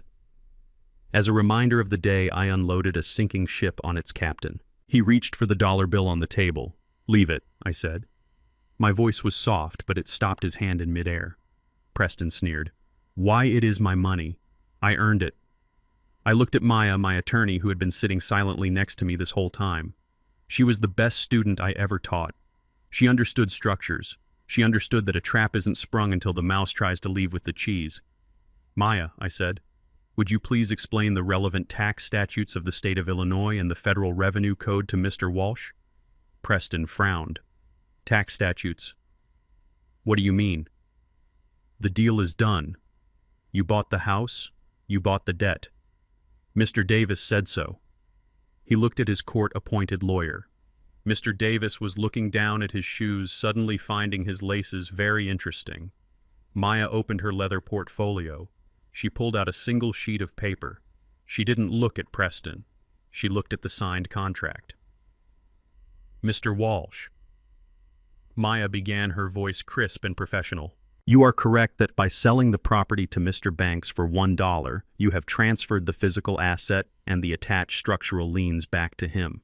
The condo board lawsuit is settled. The maintenance fees going forward are his responsibility. Preston spread his hands. Exactly. That is what I said. I am free. Maya raised a finger. However, there seems to be a fundamental misunderstanding regarding the nature of your tax liability with the IRS. Preston froze. His smile faltered. What misunderstanding? Maya continued reading from the code. The gift tax liability of $2.2 million was triggered on the date of the original transfer. That was 30 days ago. At that moment, the IRS assessed the tax based on the value of the gift received by you and Mrs. Walsh. That tax event is a historical fact. It is a debt incurred by the recipient. She looked up at him. Her eyes were sharp. Selling the asset today does not retroactively cancel the tax event of last month. You cannot return a gift to the giver to erase the tax owed on receiving it. The IRS does not work like a department store return counter. Mr. Walsh. Preston's mouth opened. He looked at Mr. Davis. Is that true? Mr. Davis cleared his throat. Well, technically, yes. The tax attaches to the person who incurred it. The debt is personal. It follows your social security number, not the house. Preston blinked. The color drained from his face so fast it looked like he was fainting. Wait, he stammered. Wait a minute. You mean, even though I don't own the house anymore, I still owe the tax on it? Correct, Maya said. You owe the Internal Revenue Service $2.2 million plus interest and penalties. The fact that you sold the asset for $1 is irrelevant to them. In fact, it makes it worse. Worse? Preston squeaked. Yes, Maya said calmly. Because you just disposed of your only significant asset for less than fair market value while owing a federal debt. The IRS considers that a fraudulent conveyance. They will not only come for the $2 million, they will likely garnish your future wages for the rest of your life. The room was so quiet you could hear the air conditioning humming. Vivian let out a low moan. She understood. Finally, she understood. We don't have the house, she whispered, and we still owe the money. Maya nodded. You have the debt. Mr. Banks has the deed. No. Preston screamed. He lunged for the contract on the table. No. I revoke it. Tear it up. I was faster. I placed my hand over the document. It was a hand that had laid bricks and welded steel. It was heavy. It is notarized, Preston, I said. It is legal. It is done. Preston fell back into his chair. He looked like a man who had been shot. He looked at his hands. He looked at the dollar bill. You tricked me, he gasped. You knew this. You knew I would still owe the tax. I didn't trick you, Preston, I said, standing up slowly. I let you walk into the trap you built. You were so desperate to get rid of the maintenance bills, so desperate to run away from the work that you forgot to check the exit. I picked up the contract. I folded it carefully and put it in my inside pocket next to my heart. You wanted to be a big shot, Preston. You wanted to play in the big leagues. Well, this is how the big leagues work. You pay for your mistakes. But I have nothing, he wailed. I am bankrupt. Then I suggest you start working, I said. I hear the construction industry is hiring. Unskilled labor pays $15 an hour. If you work hard for the next 400 years, you might pay off the interest. I looked at Vivian. She was staring at me with a look of absolute horror. She realized that she had not only lost her home, but she was shackled to a corpse. She was joint debtor with a man she now despised. Eli, please, she begged. You can't do this. I walked over to the table. I picked up the dollar bill. I walked around to where Preston was sitting. He was slumped overhead in his hands, sobbing. I placed the dollar bill on his shoulder. I told you to keep the change, I said. You are going to need it for the bus fare. Come on, Maya. We have a ceiling to fix. I walked out of the room. Behind me, I heard the sounds of a family disintegrating. I heard Vivian screaming at Preston. I heard Preston throwing a chair against the wall. I heard Nia crying softly. But I didn't stop. I walked to the elevator. I pressed the button for the lobby. I felt a weight lift off my chest. The kind of weight you don't realize you are carrying until it is gone. I had my building back. It was damaged. It was scarred. It would take me a year and $1 million of my own savings to repair the rot they had caused. But it was mine. And the rot that had been infecting my family, the greed, the entitlement, the arrogance, I had cut it out. I had excised it with the precision of a surgeon. The elevator doors opened. I stepped in. Maya looked at me. That was brutal Eli. I looked at the floor indicator numbers counting down. Brutal no Maya. Brutal is working in a steel mill for 30 years to buy a home for your family only to have them tell you that you are not good enough to live in it. Brutal is watching your daughter get hit by a man who thinks he owns her. I adjusted my tie. This wasn't brutality. This was an eviction. And the tenants left a mess. But I have cleaned up worse. The doors opened to the lobby. The sun was shining through the glass doors. It was a bright, cold Chicago day. I walked out into the street. I hailed a cab. To the Millennium Tower, please, I told the driver. The driver looked at me in the rearview mirror. Nice building. Do you live there? I smiled. Yes, I said. I am the technical manager, and I have some work to do. The lobby of the Millennium Tower smells of white tea and polished marble. It is a scent I chose myself 20 years ago when I designed the ventilation system. For the last month, that scent had been tainted by the presence of lawyers and the stench of desperation. But as I walked through the revolving doors that afternoon, the air felt clean again. Henry was standing at his post. He looked tired. He had spent weeks dealing with Preston's tantrums and Vivian's demands. When he saw me, his back straightened. He didn't say a word. He just nodded and held the door open a little wider than usual. That nod said everything. It said, "Welcome back." It said the captain is back on the bridge. I took the elevator up alone. The ride to the 40th floor takes exactly 45 seconds. I spent those seconds closing my eyes and listening to the hum of the cables. For weeks I had felt unmoored like a ship drifting at sea. Now I could feel the gravity of my home pulling me back. The doors opened with a soft chime. The penthouse was a disaster zone. There is no other way to describe it. It was freezing cold. The air inside was heavy with the smell of wet wool and stagnant water. The beautiful herringbone floors I had laid by hand were cupped and warped, rising like waves in a storm. The walls were streaked with moisture. The expensive Italian furniture was ruined. It looked like a war zone, and in a way it was. This was the battlefield where greed had fought against reality, and reality had won. I walked to the main console in the hallway. It was dark and lifeless. A layer of dust had settled on the black glass screen. I wiped it clean with my handkerchief. I could feel the cold emanating from the electronics. The system had been dormant for 30 days, waiting for a command that Preston and Vivian did not know how to give. I pressed my hand against the screen. It flickered to life, displaying the same red warning message I had left behind. System locked. Manual override required. I typed in the code. Not the emergency reset code this time. The restoration code. 1978. The year I bought the building. 01. The number of dollars I had paid to get it back. I pressed enter. For a second, nothing happened. The silence was absolute, and then deep within the walls, I heard it. A low, thrumming sound. It started in the mechanical room and spread through the ceiling. It was the sound of the hydraulic pumps engaging. System rebooting, the screen read, restoring environmental controls. The harsh white emergency lights flickered and died, replaced by the warm amber glow of the architectural lighting I had designed to mimic the sunset. The motorized shades on the south wall, which had been stuck open, exposing the room to the elements, began to move. They slid shut with a smooth, confident hiss, sealing the wound in the building's side. I felt a vibration under my feet. The radiant heating system was cycling on, pushing hot fluid through the veins of the floor. The cold air began to circulate, pushed out by the fresh warm air from the vents. The house was taking its first breath in a month. I walked into the living room. I stepped over a puddle of water near the sofa.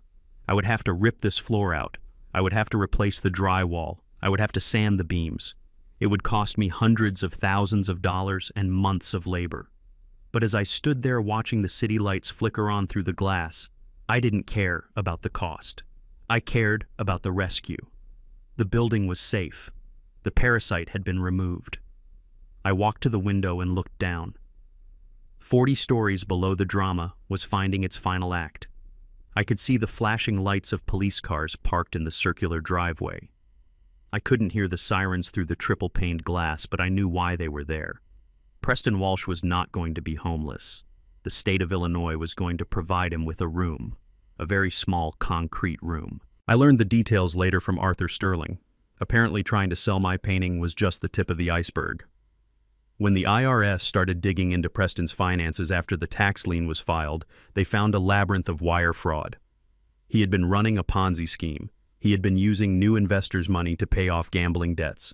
He had forged documents. He had embezzled from his previous firm.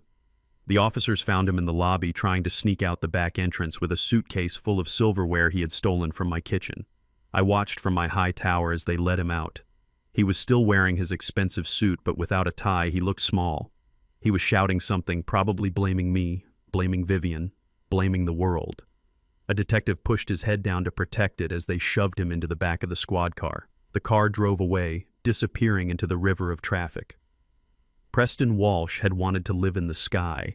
Now he was going to live in a cage.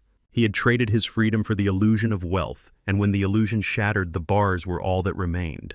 Vivian's departure was less dramatic, but perhaps more tragic. She didn't go to jail. Being foolish is not a crime, only a tragedy. But she had no money. Her accounts were frozen by the lawsuit judgments and the tax lien. She had no income, and she had no husband to bail her out. I had offered to pay for a moving truck. It was the last act of charity I would ever show her. She took only her clothes and a few personal items. The furniture, the art, the jewelry, it was all sold or seized. She moved into a small one-bedroom apartment in a subsidized housing complex on the far west side. It was a clean building, but it was stark. Linoleum floors, fluorescent lights, a view of a parking lot. I never visited her. But I heard from Nia that Vivian spends her days sitting by the window telling anyone who will listen that she used to be the queen of the Millennium Tower. She tells the neighbors that her husband cheated her, that she is a victim of a cruel legal system. She clings to that story because it is the only thing she has left. If she let go of the lie, she would have to face the truth, and the truth is too heavy for her to carry. And then there was Nia. My daughter did not go with her mother, and she did not ask to come back to the penthouse. The night after the settlement meeting, Nia came to my studio to pick up her things. She looked different. She had cut her hair short. She was wearing jeans and a simple sweater. She looked like the girl she was before the money, and the pretension poisoned her. "I got a job, Dad," she told me standing in the doorway. "Oh," I asked. "We're at a dental office in the Loop. I am the receptionist. I answer phones and file charts. It pays $18 an hour." I nodded. "It is honest work." "It is," she said. "And I found a roommate, a girl from college. We are renting a small walk-up in Logan Square. It is not much, but I can pay my half." She hesitated. She looked at her hands. "The IRS contacted me. Because Preston is going to jail, the debt falls on me. They are garnishing my wages, 20% of every paycheck for the next 20 years. I felt a pang of sorrow in my chest. 20 years of debt for a mistake she made in 1 minute. "I can help with that," I started to say. "No," Nia interrupted me. Her voice was firm. "No, Dad. You were right. If you pay it, I will never learn. I signed the paper. I carry the debt. Every time I see that deduction on my paycheck, I will remember who I am, and I will remember never to let anyone buy me again." She looked up at me. Her eyes were clear. "I am proud of you, Nia," I said, and I meant it. She hugged me then. It wasn't the desperate, clinging hug of the night she ran away. It was a strong hug, a hug between two adults. "I will come for Sunday dinner," she asked. "The door is always open," I said. "But bring your own wine. The cellar is empty." She laughed. It was a real laugh. After she left, I went back to the penthouse. I spent the next year restoring it. I didn't hire a contractor. I put on my overalls and I did the work myself. I ripped up the rotten floorboards. I sanded the walls. I recalibrated the sensors. Every nail I drove was a reclamation. Every layer of paint was a healing. I kept the damage in one corner of the study, a small section of water-stained wood near the window. I sealed it with clear varnish, but I didn't fix it. I kept it as a reminder that even the strongest structures can fail if you don't maintain them. I am 72 years old now. I live alone in a 5,000 square foot glass castle in the sky. Some people say it is too big for one man. They say I should sell it and move to Florida, but I will never sell this building. It is not just a house, it is a monument. It stands as a testament to the fact that dignity cannot be bought and it cannot be stolen. It must be built brick by brick, day by day. Sometimes I sit on the terrace on windy nights. I listen to the wind howling against the glass. I feel the building sway gently beneath my feet. Most people would be terrified, but I am not. I know the steel is strong. I know the foundation is deep. And I know that as long as I am the captain of this ship, it will weather any storm. I take a sip of my Earl Grey tea. The city of Chicago spreads out below me, a grid of lights and lives. Somewhere down there, Vivian is watching TV in a lonely room. Somewhere down there, Preston is sitting in a cell. And somewhere down there, Nia is sleeping tired from a day of honest work. We are all exactly where we deserve to be. And the heating system. It is working perfectly, 72 degrees. Not a degree more, not a degree less, just the way I like it. They say that the higher you go, the colder it gets. For 40 years I believed that. I lived in this penthouse surrounded by glass and steel, feeling a chill that no heating system could fix. I thought it was the altitude. I thought it was the wind off Lake Michigan. But standing here tonight, 71 years old, leaning against the railing of my balcony with the wind in my face, I realized I was wrong. The cold wasn't coming from the outside. It was coming from the inside. It was coming from the empty conversations, the calculated affections, and the silent judgments that filled these rooms. Now the wind is just wind. It is crisp. It is clean. And for the first time in decades, I am warm. The sun is setting over the city of Chicago. From up here, the grid of streets looks like a circuit board pulsing with energy. I can see the amber snake of traffic on Lakeshore Drive. I can see the dark expanse of the water. I used to look at this view and worry. I worried about the maintenance costs. I worried about the mortgage. I worried about whether the windows were clean enough for Vivian's guests. I worried about whether the decor was modern enough for Preston's taste. I was a caretaker of a museum where I wasn't allowed to touch the exhibits. But tonight the museum is closed, and the home is open. I turned away from the view and walked back into the living room. The restoration is not finished yet. There are still patches of bare drywall where I had to cut out the rot. The floor in the corner is still plywood waiting for the new oak planks to arrive. To some, it might look like a construction site. To me, it looks like potential. It looks like honest work. I walked to the kitchen. The marble island, which used to be covered in Vivian's glossy magazines and Preston's expensive gadgets, was now covered in something far more valuable. Boxes of pizza. Not the artisanal kind with truffle oil that we used to order to impress people, but the deep dish greasy kind from the place on the corner, the kind that tastes like Chicago. Next to the pizza were 6 bottles of beer, cold, cheap, and refreshing. I wasn't eating alone. The buzzer rang. I walked to the intercom. Mr. Banks. Henry, the doorman's voice came through warm and relaxed. The guys are here. Should I send them up? Send them up, Henry, I said, and lock the desk. You're coming too. I smiled. Tonight was chess night.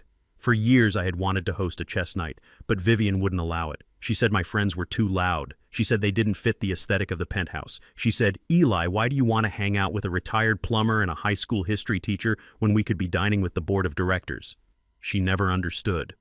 The board of directors wanted my money. The plumber and the teacher wanted my time. The elevator chimed. The doors opened and out stepped Marcus, Sam, and Henry. Marcus was holding a chessboard he had carved himself. Sam was carrying a bag of pretzels. Henry was out of his uniform wearing a simple polo shirt. They walked in, not with the hesitant reverence that Vivian's guests used to have, but with the comfortable swagger of men entering a friend's house. Whoa, Eli Marcus said, looking at the plywood on the floor. Remodeling again. Or did you just decide the rustic look is in? I laughed. A little bit of both, Marcus. We had a bit of a flood, but we're rebuilding. Stronger this time. Sam walked over to the window. Man, look at that view. You know, in 40 years, I think this is the first time I've actually stood right up against the glass. Usually I was afraid I'd break something. Break it, I said, handing him a beer. It's just glass. It can be replaced. We sat down. We didn't sit on the imported Italian sofas because those were gone. We sat on folding chairs I had bought at the hardware store. And let me tell you, those metal chairs were more comfortable than anything I had sat on in this room before, because I didn't have to worry about scratching them. We opened the pizza, we opened the beers, and we started to play. The sound of the chess pieces clicking against the board was a rhythm I had missed. The trash talk flowed easily. We argued about sports, we argued about politics, we laughed until our sides hurt. I looked around the room. It wasn't perfect, it was scarred, it was messy, but it was alive. For so long I had thought that peace meant silence. I thought that a peaceful home was one where there were no arguments, no noise, no disruptions. I had walked on eggshells to keep that peace. I had signed checks to keep that peace. I had swallowed my pride to keep that peace. But that wasn't peace. That was suppression. Real peace is noise. It's the sound of friends laughing. It's the sound of a daughter telling you about her day at a job she hates but is proud to have. It's the sound of your own voice speaking your truth without fear of retribution. I took a sip of beer and looked at my reflection in the dark glass of the window. I saw an old man. My hair was white, my face was lined, but my shoulders were unburdened. I thought about Preston. Right now he was probably sitting in a cell surrounded by men who didn't care about his stock portfolio or his silk suits. He was learning the hard way that when you strip away the assets, all you are left with is your character. And his account was overdrawn. I thought about Vivian. I hoped in a way that she would find some peace in her small apartment. Maybe without the pressure of maintaining a kingdom, she could finally learn to be a person. But that wasn't my project anymore. I had retired from the job of fixing people who didn't want to be fixed. Checkmate Marcus announced, slamming his rook down. I looked at the board. He had me. I was cornered. You got me, I admitted. Marcus grinned. You're rusty Eli. You spent too much time worrying about the castle and not enough time protecting the king. I looked at the king piece. It was just a piece of wood. But Marcus was right. I smiled. You're right. But I'm learning. The night went on. The city lights twinkled below us. The wind howled outside, banging against the glass, trying to get in. But the seals held. The pressure held. I stood up and walked back to the balcony door. I opened it just a crack. The rush of air hit me. It was cold, bracing alive. I wasn't lonely. I wasn't sad. I wasn't even angry anymore. I felt a profound sense of lightness. It was the feeling of a surgeon who has successfully removed a tumor. The recovery would be long. There would be scars. But the sickness was gone. I looked back at my friends. Hey, Eli, Sam called out. You playing the next round, or are you going to stare at the moon all night? I'm playing, I said. I'm definitely playing. I closed the door. I walked back to the table. I sat down. I am Elijah Banks. I am a father. I am a friend. I am an architect. And for the first time in my life, I am home. The game is just beginning. And this time I make the moves. Dignity is not a loud voice. It is a quiet boundary. We often think that holding on to things houses heirlooms or toxic relationships proves our strength. But true power lies in the ability to walk away with empty hands but a full soul. When you allow disrespect to sit at your table, you are feeding the beast that will eventually eat you. Elijah taught us that the most expensive asset isn't a penthouse in the sky, but the peace of mind that comes from knowing your own worth. Let them keep the keys. You keep your crown. If this story resonated with you, and if you believe that self-respect is worth more than any bank account, please hit that like button. It helps us share these important lessons with more people. And don't forget to subscribe and turn on notifications so you never miss a story. What would you have done in Eli's shoes? Would you have given them the dollar, or would you have let them sink? Let me know in the comments below. I read every single one. Until next time, remember, your peace is expensive. Don't let anyone buy it on a discount. Stay strong.